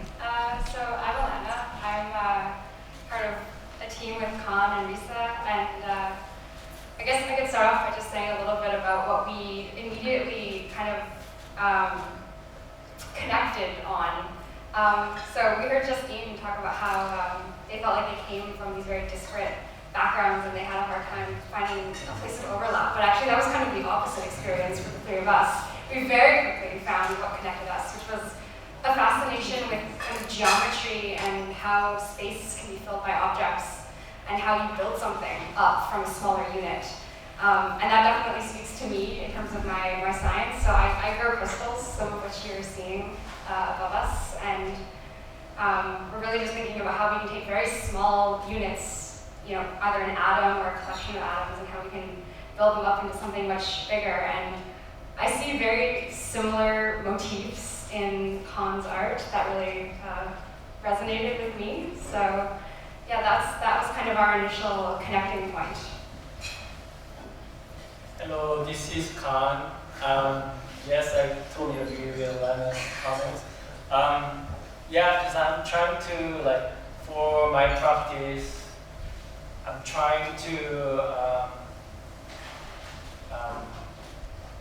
understand structures that's not understandable, and trying to find the structures that's not understandable at the same time. So naturally, I was really interested in trying to find some connections between what each one of us are doing, and the idea was to try to come up with some form that will connect all these things together, although we're living in a very strange time and we kind of ran out of time to actually be able to kind of present anything concrete, but I just want to talk about our experience working together as a group today. So I grow C60, which you're seeing some pictures of up there. And I spend a lot of my time trying to grow it very perfectly and ordered and symmetric and just very beautiful samples, whereas Khan is more interested in messy things, I guess. So we also had a lot of differences, I think, and spent a lot of time discussing that. Yeah, so how do I start? For me, the most interesting part is how language plays in different fields, especially in science and art, and a lot of definition of the words that I'm used to, maybe used to describe something similar, but in a very different way. So, for example, things that I've learned are like lattices, symmetry, or periodic, non-periodic, the structure, and all these kind of different words all of a sudden became something a little bit different than what I'm used to, and of which I could learn something from this experience.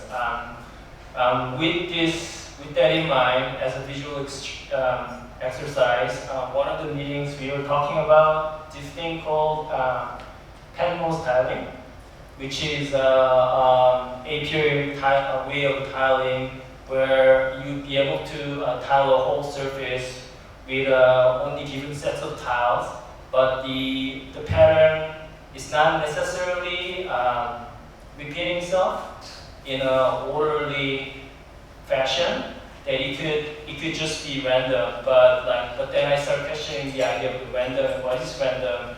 What does it actually mean? So I actually did a little experiment using a very simple tile to discover that it could be patterned, or it could be not patterned, and it could also be patterned variably, and that's kind of where I sort of start exploring and learning more about this idea of quasi-crystal, which sort of have a tenfold symmetry, which kind of is like connecting all these things that Rysa and Alannah and myself are kind of interested as a thing. And I realized that at some point when I was like learning about Platonic geometry, I realized that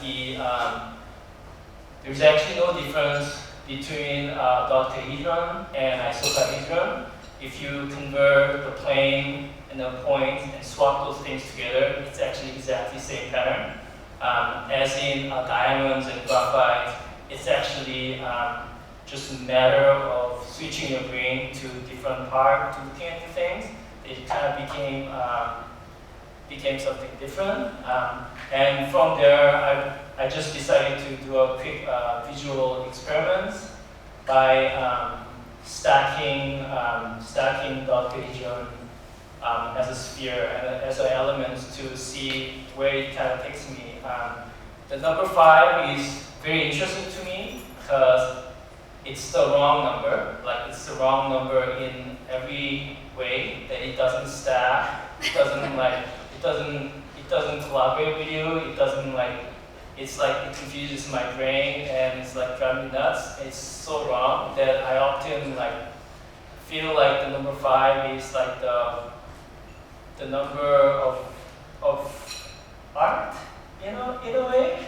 But yet, and then it's almost impossible to find example of 5-folded structures in nature. But then why do I have 5 fingers? Or why do some flowers have 5 petals? So there's got to be some kind of things that connects everything together. Hence, I sort of started experimenting with some of the visual elements, which I wrote some of the models here. So after this, if you want to come take a look at it, that it almost do what you want it to do, but it never finish the project. Yeah, so one of the things that Con was just touching on is that we spent so so much of our time together when we met, just talking about vocabulary. Like it almost felt like opening up a dictionary and like looking at the word and then dissecting it over and over again. And so we would get trapped in these, you know, before our conversation would really go anywhere, we would get so stuck on trying to understand what this one word or another meant to each other. But it was so freeing as well to have these meetings that you hope something can come from it, but nothing had to come from it. They were just conversations, and they were unstructured, and there was never like an agenda behind what we were doing, which is very different than, I like this word practice. Physicists don't really tend to say my practice, but I notice this is something that artists say, so I think I'm going to adopt it. So my practice as a physicist, I very rarely get to do things that are free from an agenda. You just, and deliverables, my God, everything is a deliverable. And it has to be quantified, and so it was like very freeing to have these opportunities to interact that didn't have to have a deliverable, and just to also absorb. Well, I think we've all been really struck by the similarities between arts and physics. I think us three, and then I think all the other pairs as well. I knew there were some similarities, but I didn't expect them to be so similar, and I didn't expect that the process of creating art could be so systematic and so researched, and I had this sort of very naive, childish view of what an artist did, which is that they just like walked into a room and they had an inspiration and, you know, painted a masterpiece or created a sculpture. Like I didn't have the conception of trial and error and research and like a deliberate practice. So yeah, it's been an amazing experience.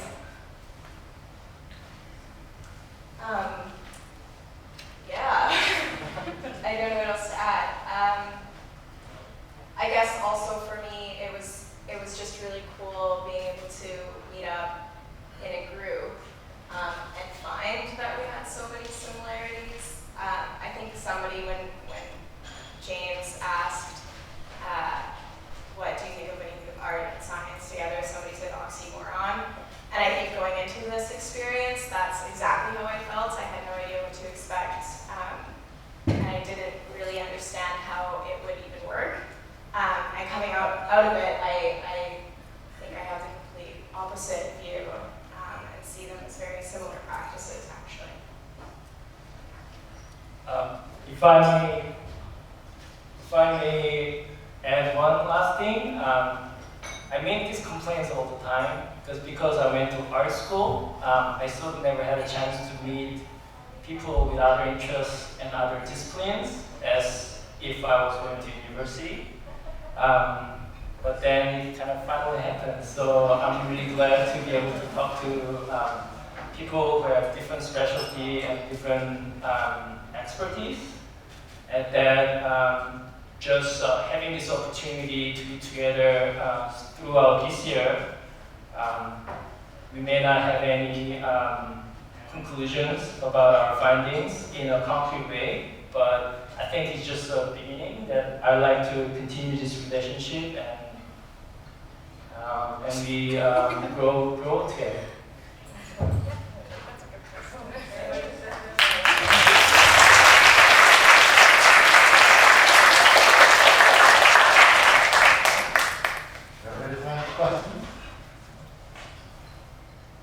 How do you grow a bucky ball? So, question is, how do you grow a bucky ball? We actually buy the molecules already made. I don't know a ton about the process of how they make it, but they get it from soot, so they burn stuff and then sort out the C60 from all the other things. What I do then is we take this powder, which is just a bunch of C60 molecules, and we heat it up so that it evaporates, and then we evaporate it onto gold. And yeah, we just are very specific about temperatures and all that kind of stuff. Yeah. I was wondering about Penrose pattern. I didn't get what came out of that. I mean, it's triangle, so I don't see triangles here. So Penrose pattern was inspiration, or? Yeah. So most of Penrose patterns are made from triangle that's derived from pentagons. So there are sections of pentakons that's held together in a different way. And from my opinion, I thought that the reflectogram of a known quasi-crystal and its relationship to pentagon, although every time there's a 3 points, you make the triangle, is kind of like there's a lot of similarities. And I think one of the images that is the beginning, which is sort of like reflectogram of structure of a quasi-crystal that has what appears to be circles, but they're non-patterning, with one atoms in the middle and then 10 things together. But if you look at it in a larger version, you can kind of clearly see that everything clearly have 5 different directions. That's dictating the way it's stacking together, even though it's not repeating itself. So I actually tried to attempt to create the pattern using really common Penrose housing pattern called kites and something. Kites and darts. Kites and darts. Which was kind of unsuccessful, but maybe I just haven't spent any time. I'm just going to borrow the microphone. Yeah. Question over here. Just wanted to mention that your work here, when you're referring particularly to the using the pendulum of 5 systems and putting things together like that, it's very reminiscent of this Australian cause idea that I was referring to at the beginning. That tomorrow, James and others will build in QMI. So the idea is to start with the pyramids and again match the faces and try to see if you can build a closed solid object. The answer is no, you can't. This is the work that goes back to Yahoo and how many figures can you actually make that way. Yeah. So as you try, then you see that the structure is incomplete, remains open. So I'm very grateful to have you over and either participate in the construction and get fully frustrated, or how I let it go once the object is assembled, because it's very important, very reminiscent of this one. Sounds great, yes. The incompleteness is what drives me nuts. You'll love this sculpture. It's like you have plans tomorrow. I got one quick question. So, Alannah, you mentioned that your meetings often, at some point, took you to a dictionary when you were talking about words. The question is for any one of you. So, how have all these conversations about language changed how you do your practice? Well, yeah, the dictionary was very metaphorical. There wasn't an actual dictionary, but I don't know if it's so much that it changed my practice, but it changed my reflection, I guess. Like, in terms of thinking very carefully about choice of words and what people are hearing versus what you think you're saying. And it's like, it extends way beyond even arts and science. It's, it's like how you interact with the whole universe. And you always think you're delivering one message, and people can hear something completely different. And I've now had all these experiences of having these conversations that, I think I'm saying one thing and Khan asks a question, and I'm like, oh, that's like a totally different way of viewing the same sentence. And we just branch, the conversation would branch a million times before we'd ever go back to the original point. I feel the same way as when I used to say lattice, but now I say lattice.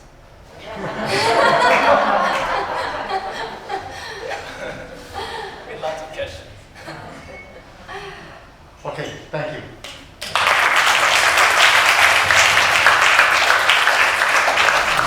Hi everyone.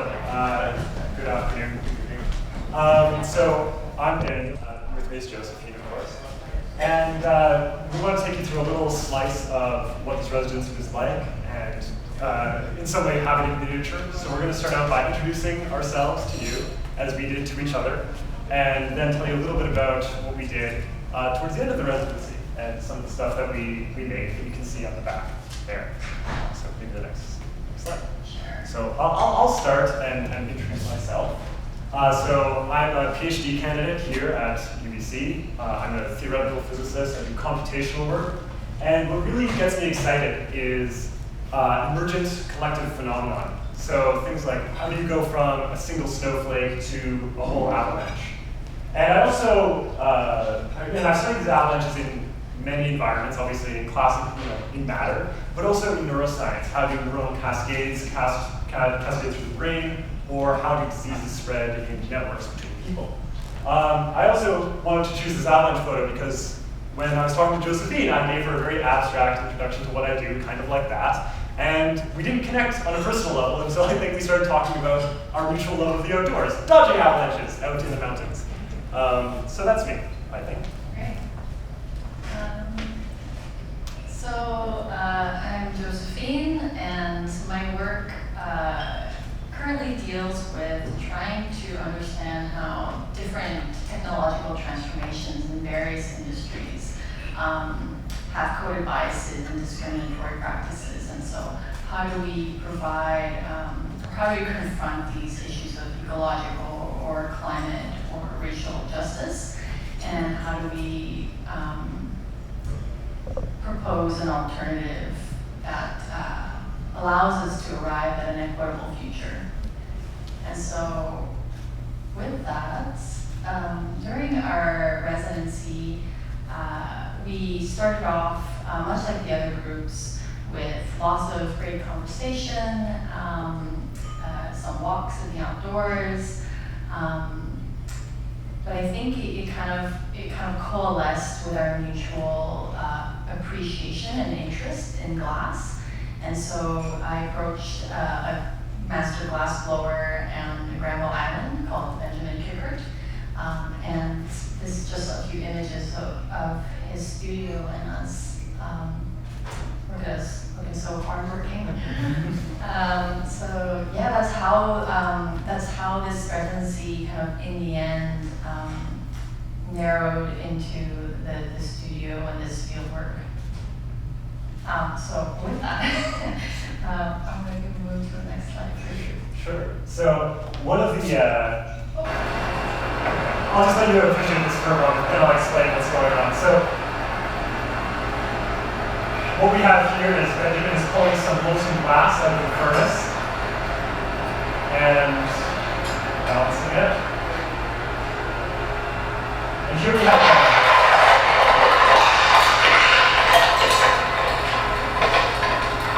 So what we just did here was make a Prince Rupert's drop. You can see some examples of that during the exhibition, I guess.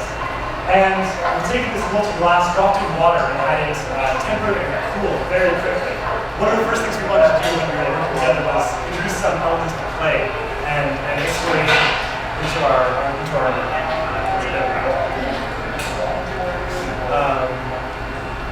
and these Prince Rupert drops have some really miraculous properties that make them quite unlike the glass that you're probably familiar with or that you're drinking out of right now. Can we go to the next one?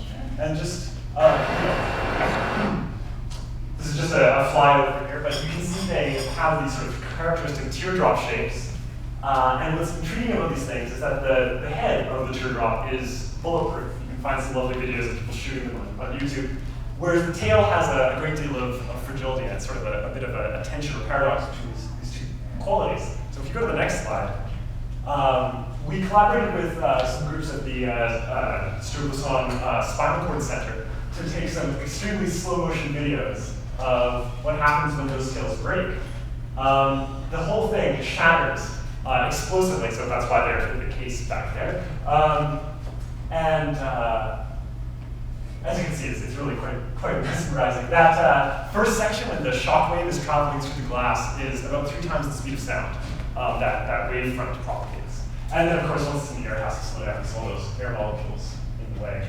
Now, one of the things that, this is one way that glass can break, but there was something else that was quite intriguing that I noticed while we were working. If you go to the next slide. And that was, of course, crackling, right? So, of course, we've all hopefully had Rice Krispies at some point, and you hear that characteristic snap, crackle, and pop.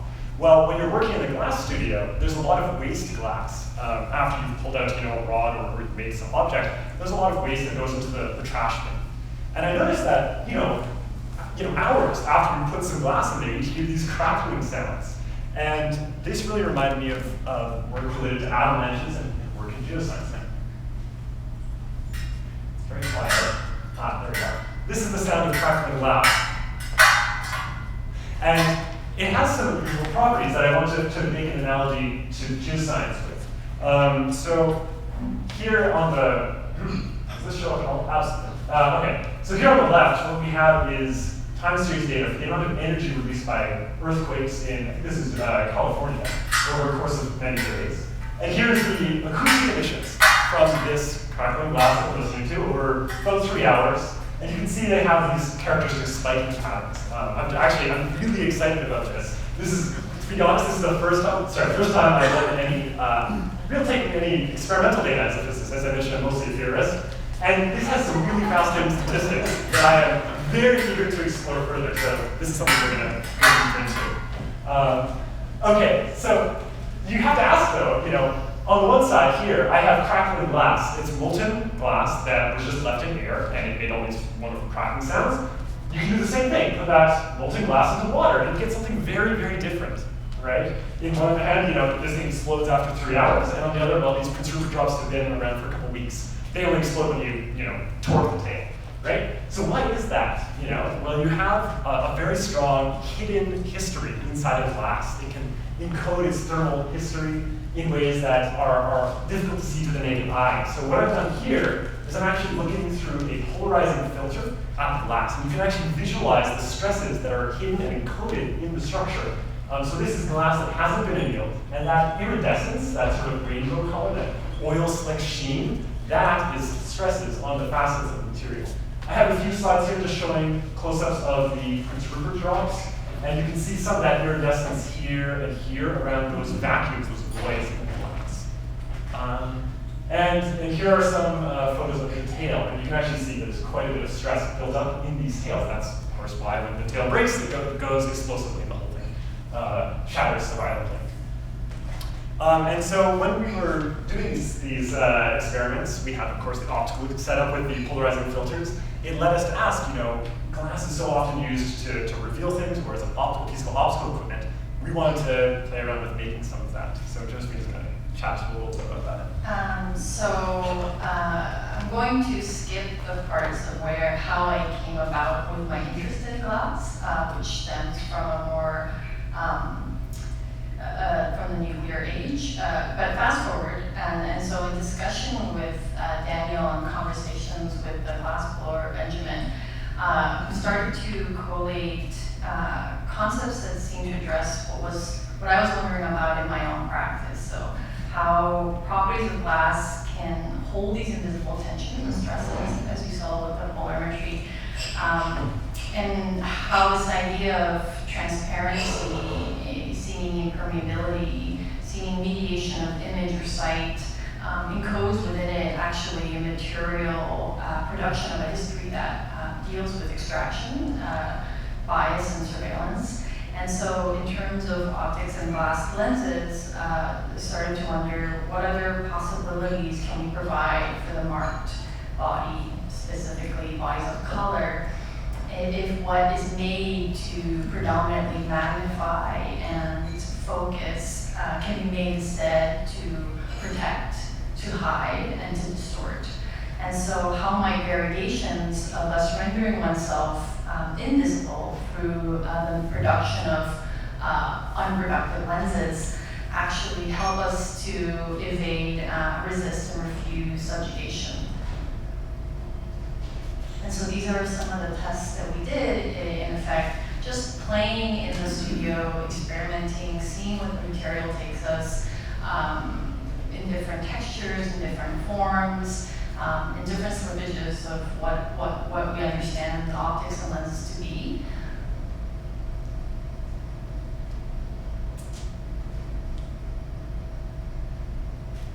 And the materials, sort of, the reality of it can be seen on the tables there as well.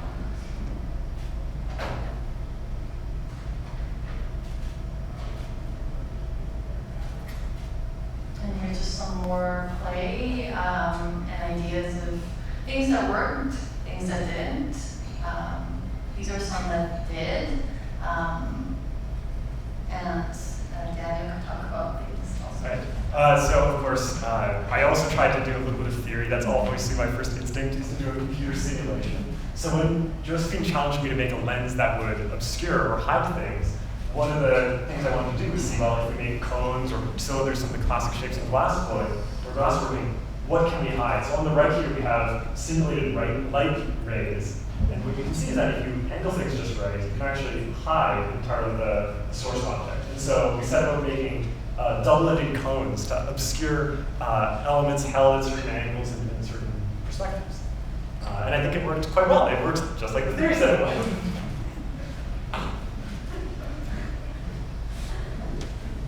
Other things did not go quite so well. Sometimes we bit off more than we could chew.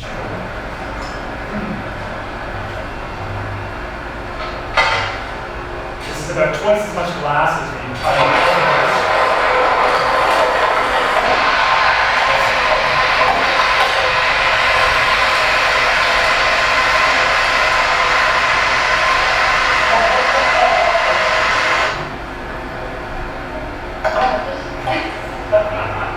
Like there's really nothing.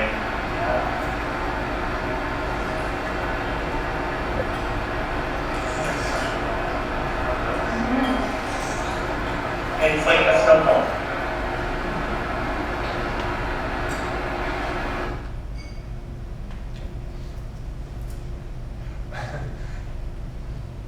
And of course, sometimes the theory says something should work, but you don't really do a very good estimate of whether or not the scale of light we need would work. So we tried to make a diffraction grating, and it probably would work if we could see deep into the infrared. The grating is maybe a little too fat, but it still makes for at least an interesting piece on its own, I think.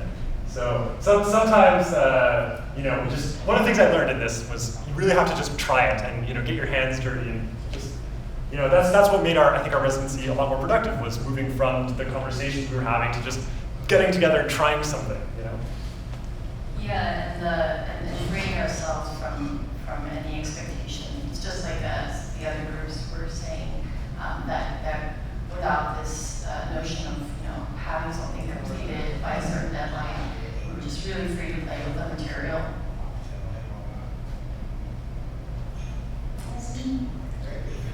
Tapping on the glass. Trying to make a patty.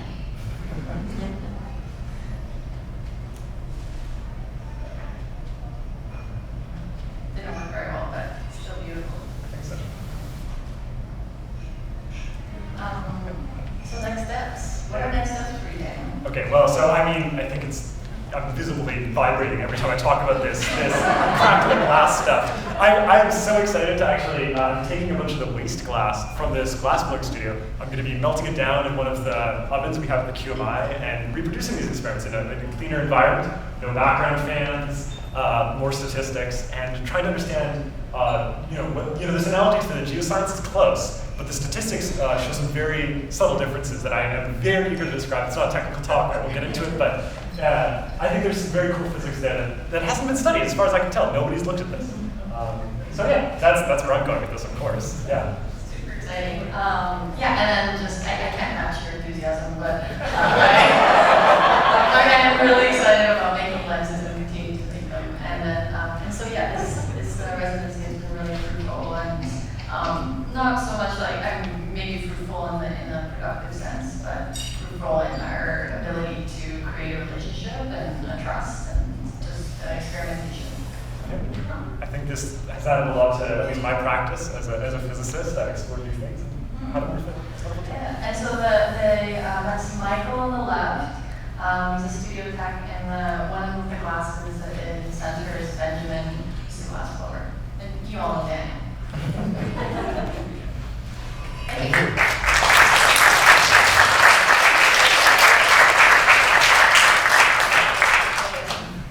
We've got time for a few questions before we start the race.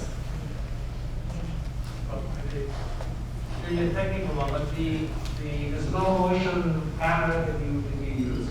So why do they have it? Oh. So Andreas just asked why they have the slow motion camera at the spinal cord center, and it's so they can see bone fracture. in slow motion. And things like hip implants or other. Or like spinal shearing, they figure out how the bones shear. Exactly. But I will say we pushed their camera farther than they've ever pushed it. I think the highest they pushed it before was 5,000 frames a second, and we went 20 times that. So 100,000 frames. And just then, just from a management point of view, when they publish a paper with very exciting results you have found, don't forget to acknowledge the Ars Scientia. Of course.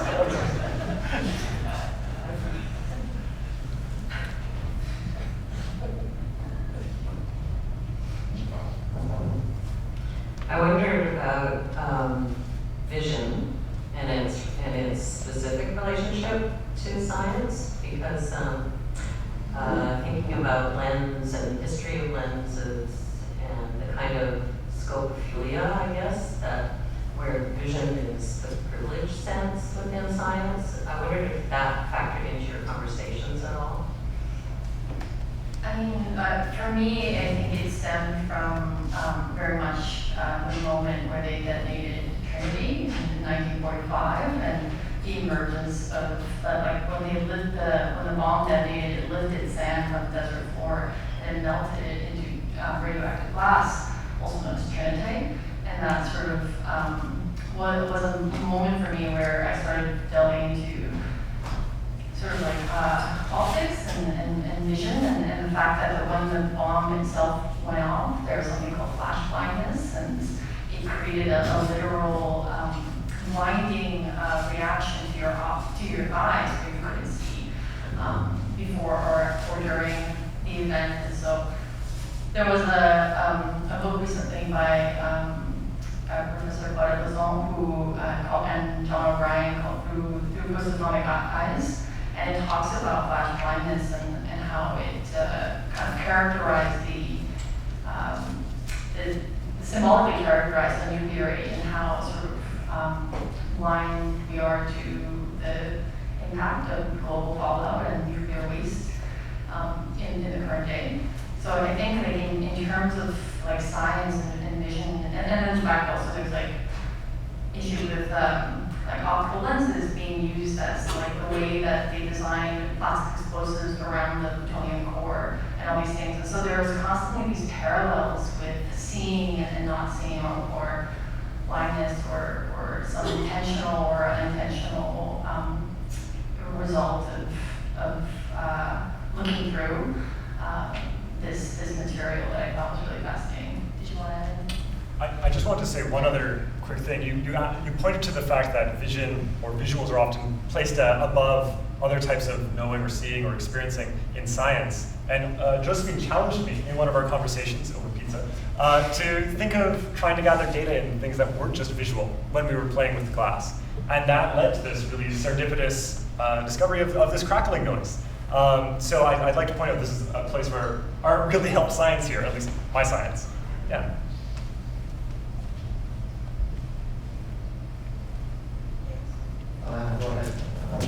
I was wondering if you could explain a bit more about the experiments you're planning at QMI. Yeah, so it is in the preliminary stages. I'm just gathering. So I've talked to one of our postdocs who has access to a high temperature oven, and finding out who has crucibles, what we can use safely. But basically, the experiment that I'm envisioning is pretty simple. You take some glass, you bring it up to the melting temperature at about 1,160 Celsius, and then pour it onto a piece of metal and let it cool very rapidly in the air, and set up some acoustic measurement. A little bit more carefully, we'll try to calibrate the energy output for the microphones. We can actually maybe get units of joules instead of unitless acoustic measurements. One of the goals would be to capture statistics relating to the duration of these crackling events. We didn't really have the time resolution to do that with my mic very well, and we didn't have enough statistics on the avalanche distribution of time. But the sizes, those were really cool. So I think, yeah, that's the goal. And we have all sorts of questions about, how much glass do you actually need? Is there finite size scaling? Things like that. So the experiment, conceptually very simple. Bolting glass onto a plate, record the sound. We'll also have temperature sensors, things like that. Yeah, and how do you account for the background noise? Oh, yeah. Okay, so the images I showed you of the audio data have been high pass filtered. So that was something I had to do to get rid of the human voices in the background. In the glass blowing shop, humans speak below 300 hertz, so just chop it off at 500 and it should be fine. And also there's background fans and all sorts of stuff. So I had to clean up the data a little bit, which is something I don't normally have to do, but it was kind of fun when it worked. And so we'll probably have to do some data processing like that, I reckon. But yeah. So I'll remind everyone, Daniel and Josephine have their glass on display, these two side tables here. Let's thank them again and then we'll take it away.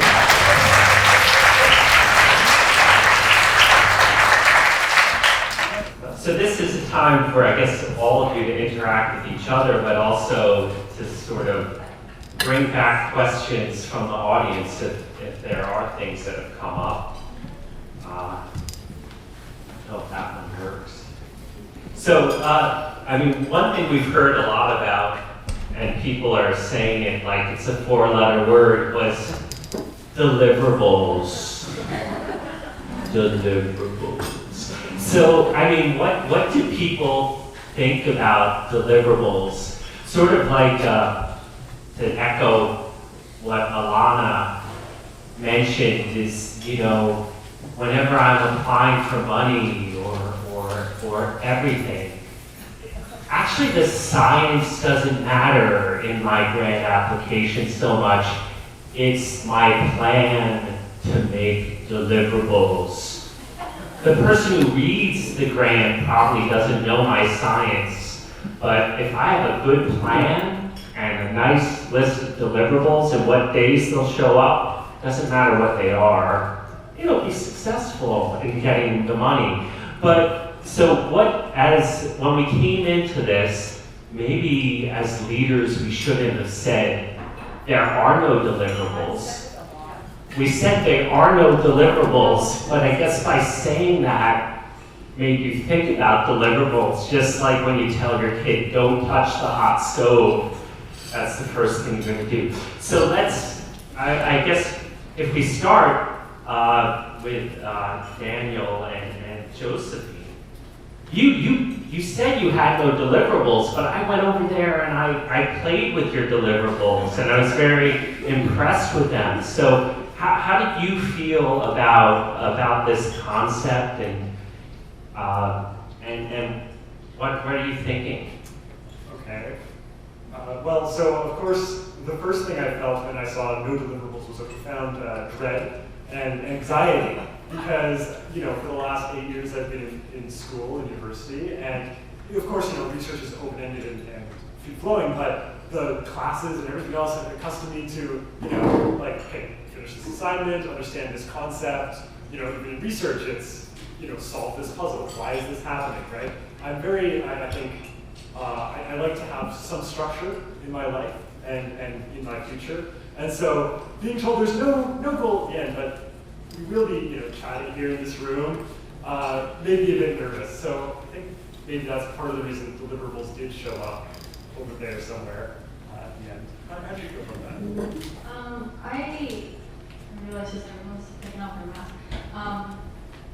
I don't think that I think rather the fact that there was this emphasis on not delivering, I think that also created a structure in my mind that we were expected to be fluid and informal, and this is not like any other residency. And I think the thing that actually really helped was removing all those strictures altogether and just letting it happen as it did. And through the progression of our residency and just our conversations together and our experimentation in the studio, it's just kind of what emerged was this play. And I don't really necessarily think of it at all as finished objects, or I just feel like they're just kind of offcasts of, scribbles or things that kind of emerged in the day and how we felt about that day when we were working in the studio. So rather than expect a deliverable or not expect it, I think just letting us do our own thing was the best sort of philosophy that we could take in our partnership.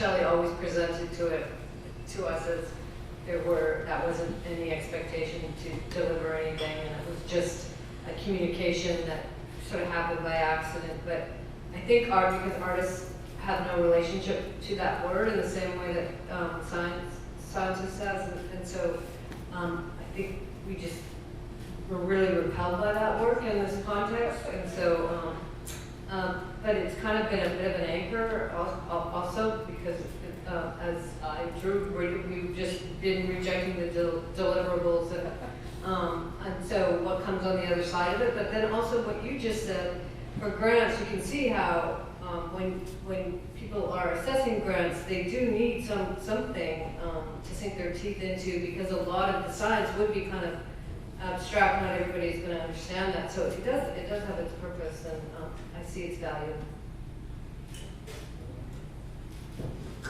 I don't think I feel that different from Kelly, although there was a conversation at one point where I think we all came out with Shelley kind of guns blazing, being like, wait a second, I thought I just have to do whatever.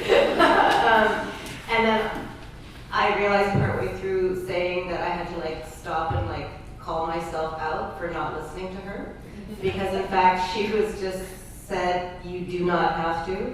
And so that really just makes me think about production and like means of production and how we internalize it so much that we think we have to do something for you to love us, to pay for the air we breathe.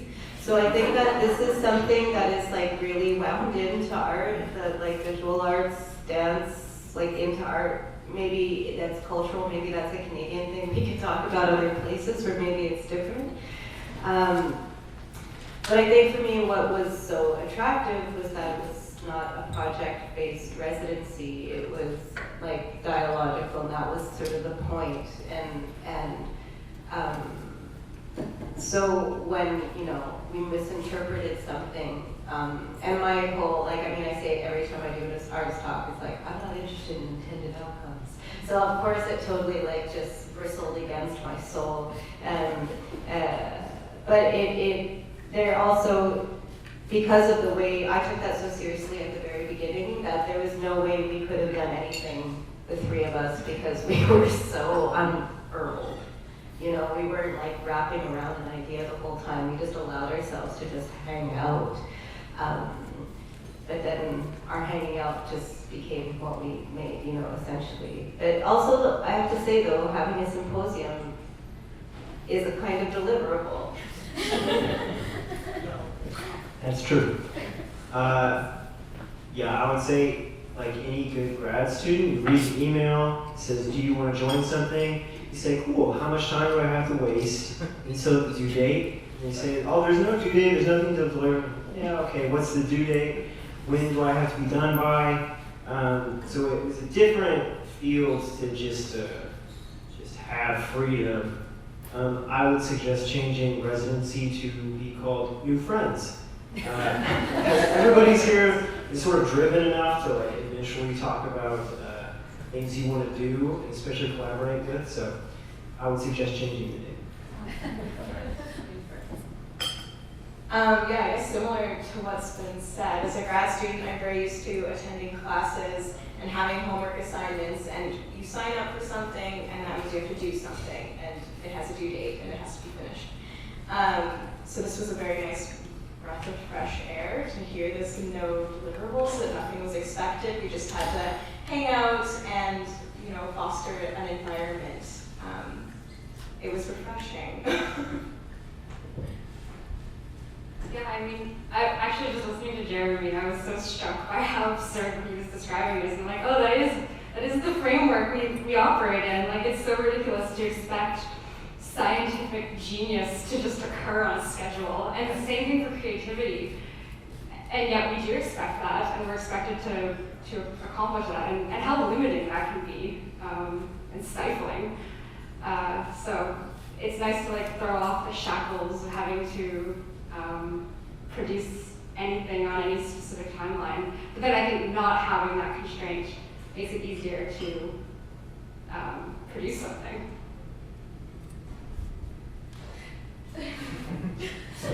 Yeah, I basically agree with what everyone else has said. I also agree with Daniel that I think it also made me a little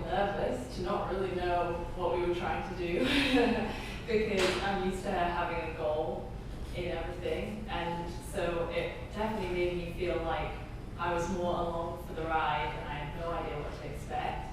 But that's freeing, but also maybe nerve-wracking if you're a type-A young person. I think I read the deliverables email and wasn't surprised by it or stressed by it at all. It was exactly what I expected. But then when everyone else was like, this isn't what I was signing up for, I understood that as well, and so it was interesting.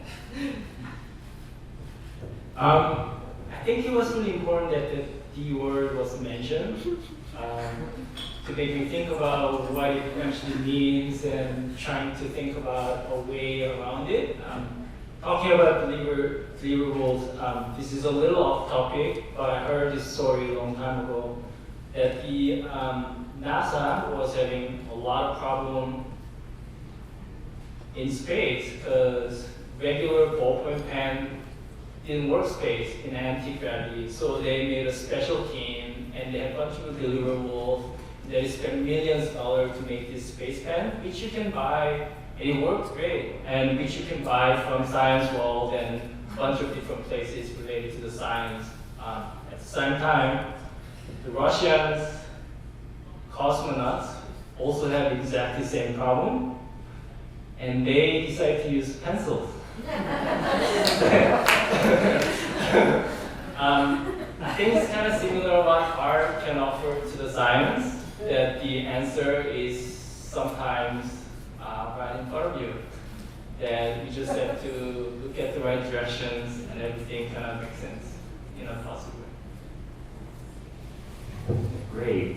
I'm looking at my mic con, and I see a lot of number 5s on the mic. So what did, I just wanted, you mentioned you love 5s, yeah. And you also mentioned, and you see it comes out of nowhere, but also like, you mentioned, I guess, that you have this thing going around with 10, dividing the circle in 10.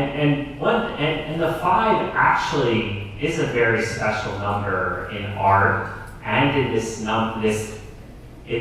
related to the golden ratio, right? And if you divide a circle into 10 segments, it turns out like you get these little triangles, and they're golden triangles, in fact, that the one leg is related to the other as the part is the whole. So I'm going to just go around inspired by Khan. It's a little bit humorous, but what does everybody think about? What's your favorite number from 1 to 10? Khan picked 5. I like 5 too.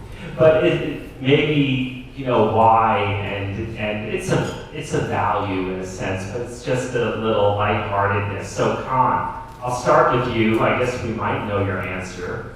Yes, 5 is the number. I was sort of serious, just going around.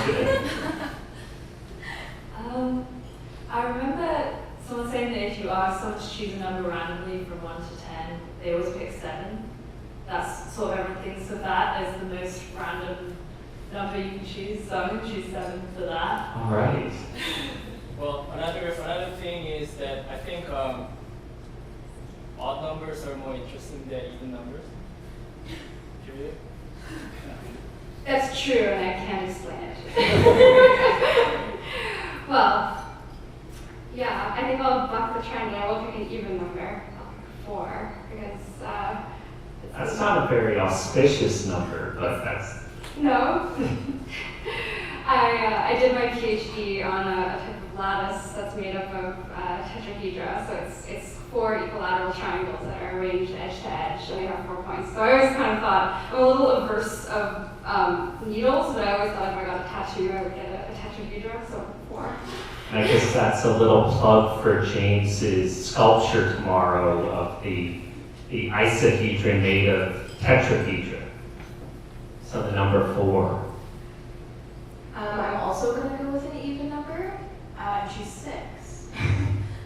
I I spend a lot of time working with hexagons. I think the symmetry is nice, and I like 6. And it's a perfect number too. As an American, I choose 12. Because it's your right to choose 12. You're not going to stick with those restrictions that I gave you. That's right. It's stubborn. You know, why would you break something into 12? It makes no sense. But you know, you would just go with 10s like a metric.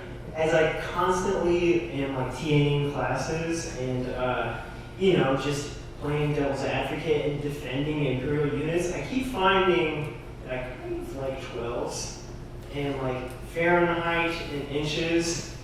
I'll argue all day for just use of units, and I kind of like 12. So stubborn. It's a stubborn.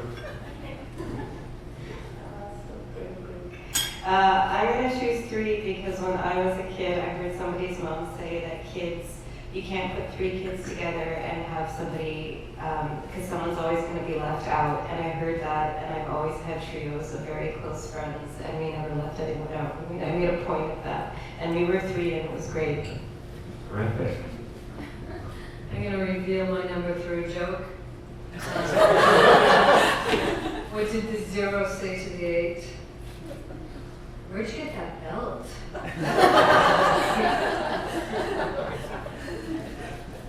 I have to say 1, of course, because you make every number from 0 and 1. You just make them all. I actually should be speaking binary. Both my parents are programmers.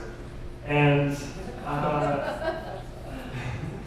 1 is actually very special to me because I study phase transitions, and in my master's, the phase transition I studied was related to epidemics, branching processes, and 1 is the critical value. When you have a disease that's spreading, it spreads to more than 1 person on average, it's an epidemic. And in your reactions, it's the same way. 1 is the magic number. 1 is critical. So 1. As someone with a deep phobia of math and numbers, this is making me very anxious.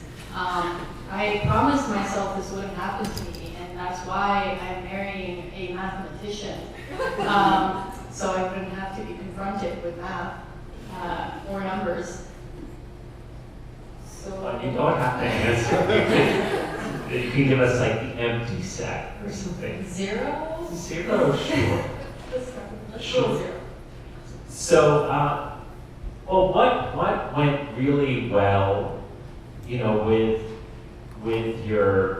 this experience, do you think? And we can just, I won't signal people out, but I can bring them, pass the mic over, whoever wants the floor. You can also say things that didn't go well, like being asked what was your favorite number, for example. But what are people thinking now, or even, you know, what should we do differently next time around? Well, sorry, first passing this? Okay. No, you just jumped in. No one was volunteering on that question. All right, so I think what went well was also tied to, you know, back to the liberalism question. It made me feel anxious, and I actually think that's a good thing because you grow most when you're a little bit uncomfortable. And so I think what this experience really did was put me out of my comfort zone in so many ways. And you know, sometimes we leave the last word studio, and I feel exhausted or tired because I spent 8 hours doing math or programming or teaching. Like, it was incredibly tiring in some ways, but so rewarding for that because you only learn when you're challenged. And so that's what I think went well, was the fact that being uncomfortable. Yeah. All right, anyone jumping in? Luke? I think what went well was visiting people's studios and labs. I think maybe I'm just a snoopy person and I kind of like looking at other people's stuff, especially somebody's studio, which I have a lab that I always spend time in, so you kind of structure it or don't in one way or another. So I really like seeing people's studios. I would like to see more because it's a little window into their process without them knowing it really. I'd like to see more people's spaces, labs or studios really. Me too.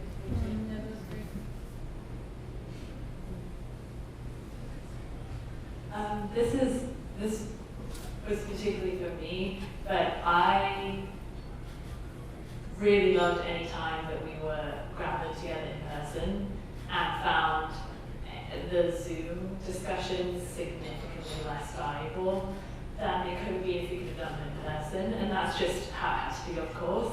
But I did find myself wishing that we could all be together in the same room, having the same discussions, because they were very deep and intimate and interesting, and so hard to do that with 12 or 15 people over Zoom.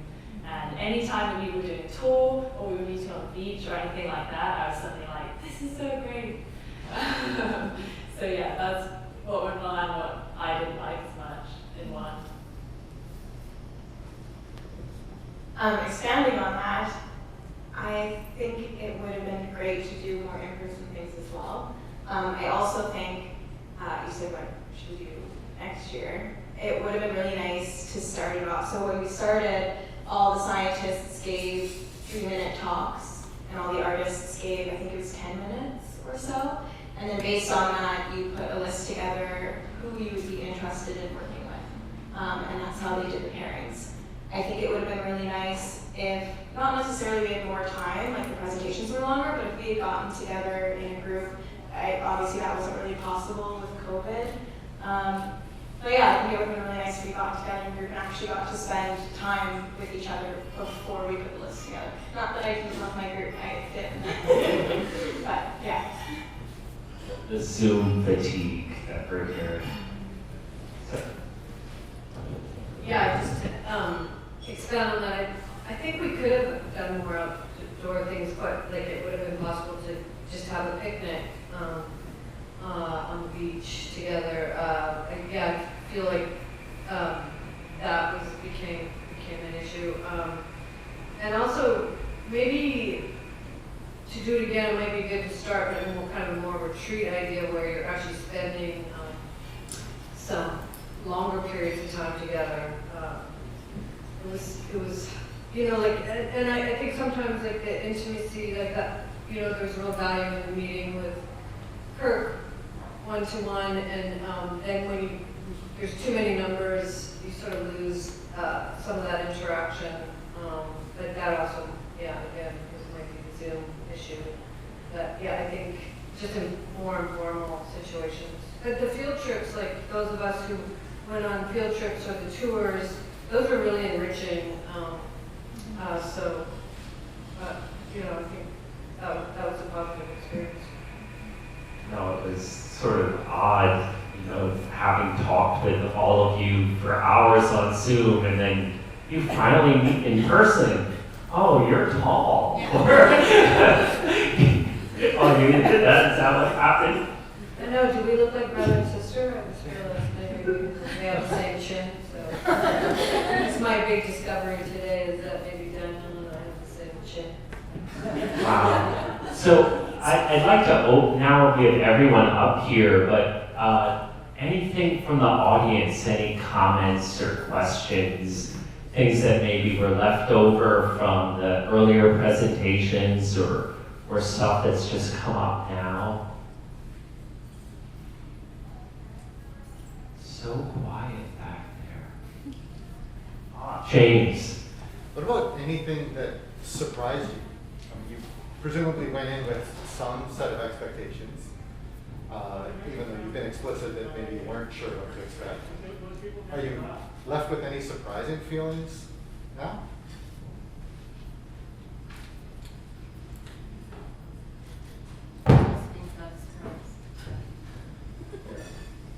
I found that I had worked with and like studied animal science in the past, and I thought I knew what that the science discipline was and how it would be.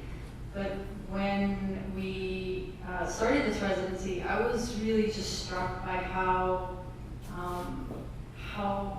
creative and how flexible and how incredibly just open Daniel was, and I think like just from hearing everyone's talk, how all the physicists, even when we went to Luke's lab just how creative they are in their everyday practices and experimentations. And I really found that there's like, it's such a illusion that there's any real difference. This dichotomy is like, it's a real fallacy.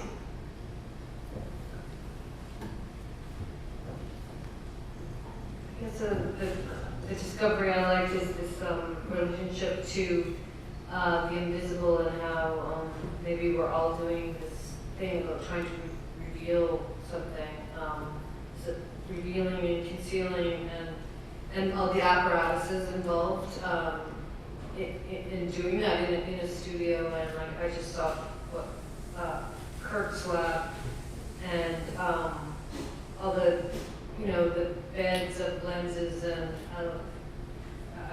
it's just like the apparatus was amazing to me, and it felt so sculptural, and it it's all about revealing something, this invisible thing that we're all that we're searching for, trying to find. So that parallel was a nice discovery. Oh, you know? I think the question. Just press it so it's green. It's green. Oh, it's the other one.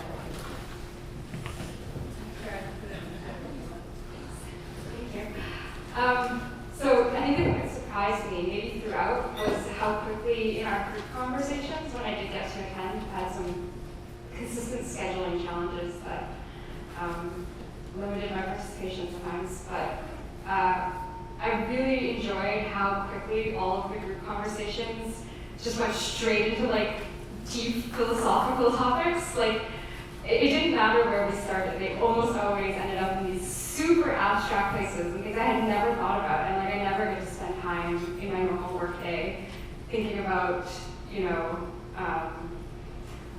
invisibility or emergence. Like I think about emergence all the time, but not the way that other people are thinking about it. And it was cool to have this like, I think people think that academics get to spend lots of time thinking, but I actually spend almost no time thinking. I'm just doing. So that was surprising to me. So I think we have a question back there. Sorry, yeah, I do have a bit of a question, but I'm not sure if it needs to be answered right away, although it might be just what's your favorite number? But I was really struck by a few things that were echoed throughout each of your talks, and then also reflected in the poll that we did as audience members at the beginning, where there was this conflict between a very divisive language and then one that really acknowledged a bridge between arts and sciences. And I guess what I'm thinking about is the fact that all of you here today, decided that you were interested enough in the arts or interested enough in the sciences to undertake this collaborative process. And I wonder if, in the arts, which is where I'm coming from, but I also have a diploma in science because that's a kind of thing too that I like. So it's a funny sort of integral, but I think in the arts we're often interdisciplinary or multidisciplinary or multi-hyphenate.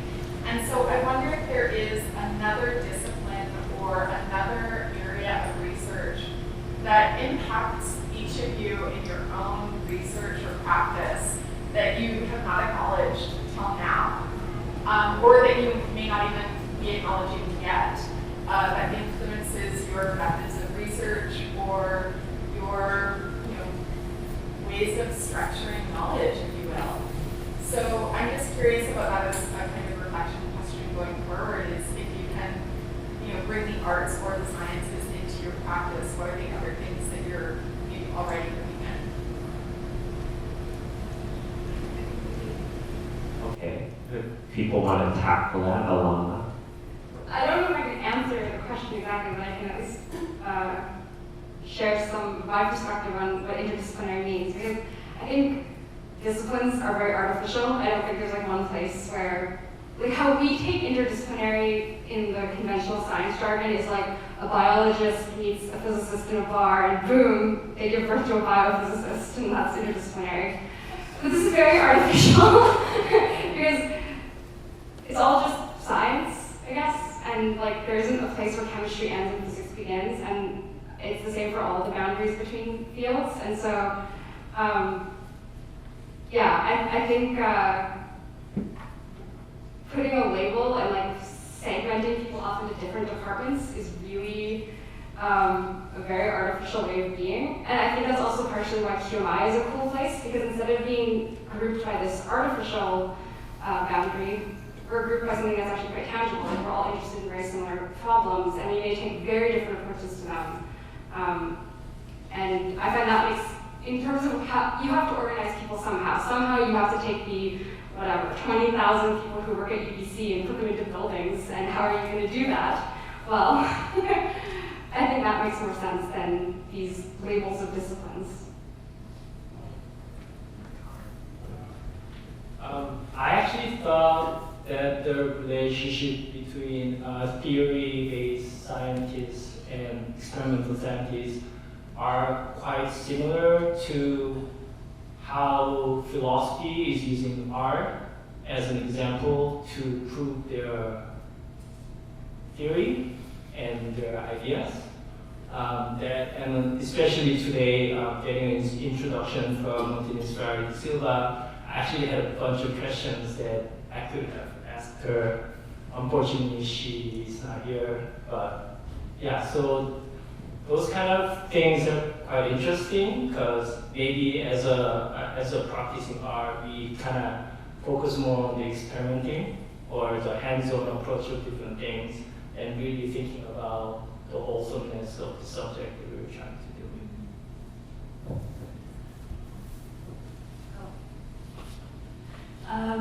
Well, my research is what they would call interdisciplinary. On my PhD committee, there's a histopathologist, spine surgeon, 2 MRI physicists. So it definitely is interdisciplinary, and I would say that that definitely poses difficulties.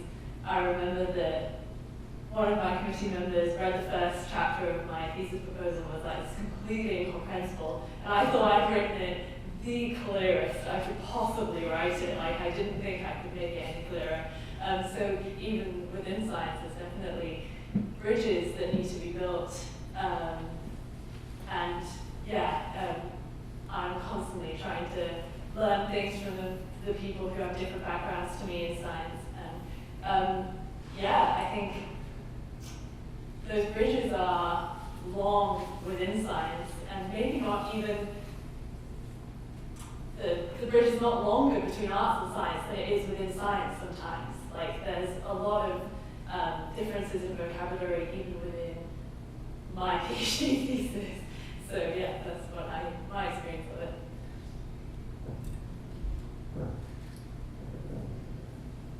I think I'm answering your question, but I might not be. And I guess I just sort of, what has become apparent in this, maybe in this residency for me, is that I'm never not working with science, and I'm never not working with architecture, and I'm never not working with math, and I'm never not, like, it's just sort of what, you know, this is sort of, maybe it's a blurry lens, but it has sort of made me a little bit more aware of how much more in relationship to physics I am in particular.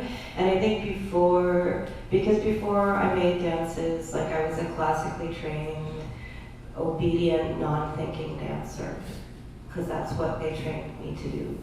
And I had a book called The Physics of Dance, and it made me a really good turner. Like, seriously, like I could do like 8 pirouettes from 5th position. Like, I was a really good turner. And that was sort of like how I was thinking about physics before I arrived in this, like, oh, that I work with vectors of movement, and I can, you know, I feel centrifugal force and like all of these things. But maybe what has become clearer when Luke has brought something up in one of our first hangouts in Crab Park about this idea of the ground state, and like I'm obsessed. 10 years I will have some work about that. I don't think I can digest it before then, but But it just made me think, actually, he brought forward something that I didn't have words for. So when I think about, yeah, what else am I working with? Like everything and all of us, you know, like we're not, I guess it's that, like you're saying, like separating things out is the problem, right? And this is where specialization becomes dangerous. Is that we're not looking at like what's, you know, one of our readings, it was Karen Broad talking about interaction, you know, and we're not talking about the interaction. And what was striking for me, or surprising, in our Zoom group meetings where we would talk about great things and do great things, is like there was always this like, well, I'm not an artist, but, or, well, I'm not a scientist, but, and the fact that we needed to do that really speaks to the date, like perhaps how unproductive those classifications are, because you're a smart person. So chances are you have something more to offer, and I have something more to offer, and although you decided to spend time in a lab, and I decided, well, also Sarah, you spent a lot of time in the ballet studio, but you know, it's another story. She's a total ballerina, but anyhow, but that doesn't mean that, yeah, well, I guess what I just figured out is there's, we're all, I mean, that's my thing, that's what I'm on about in my life anyway. It's like, what's the relation? And you follow the one that interests you until you get bored with that one and somebody throws some other concepts so in front of you. Yeah. Thanks. Sure. Okay, Rhea? So you know, kind of talked about the different learnings you've had throughout this experience, how you see maybe your role in what you do differently or someone else's. So my question is, you know, in interactions that you have either with your students, with young folks or people that are trying to establish themselves in your respective fields or any sort of discipline, how do you think you can take these learnings and, well, how do you think your impact or your interactions with those people will change? And how do you think they can positively or differently, I guess, cultivate the ways in which they see themselves and also the ways in which they see their own fields, disciplines, or others? I can pick a really easy example. Any physicist is already doing a specific brand of art in making PowerPoints and posters. In fact, you have to. It's the only way to present things. And after watching some presentations and posters, you realize that physicists are excessively bad designers. And you need it. Like, you can't present your results otherwise. So I think a starting student starting to make PowerPoints and posters, you can sort of nudge them into an alternate path of no Times New Roman font on black backgrounds and no walls of text on posters. And when we were in QMI, you almost have fit looking at all the posters. It's horrible. I mean, it actually strays people away from your work. And that's a real problem. It makes it very unmemorable. It makes it inaccessible to read. So I think an intro student, you can sort of like blossom a path. That would be a real easy one. They're horrible. And mine included. Wow. I think we have to leave it at that, but it's an odd place to end, but that's okay. We need to make some time for the photographs, but of course everyone's going to be here. Oh, you guys have some closing remarks, sorry. Instead of closing remarks, I just want to invite everyone to stay and have a drink and keep talking. And I really just want to thank everyone who participated in this residency from the bottom of my heart. It was absolutely wonderful to be in the seminars together and to just be adjacent to whatever was happening in your groups and to be able to share in it in the ways that you generously shared with all of us, and especially today. And I'm glad that the project will continue. I really am grateful for this multi-year cluster grant, and I hope we can go beyond. So I don't think this conversation ends anything at all. It's kind of just a moment to reflect. And on behalf of all of us, thank you for coming, and please stay involved in the conversation with us today and moving forward. Thank you.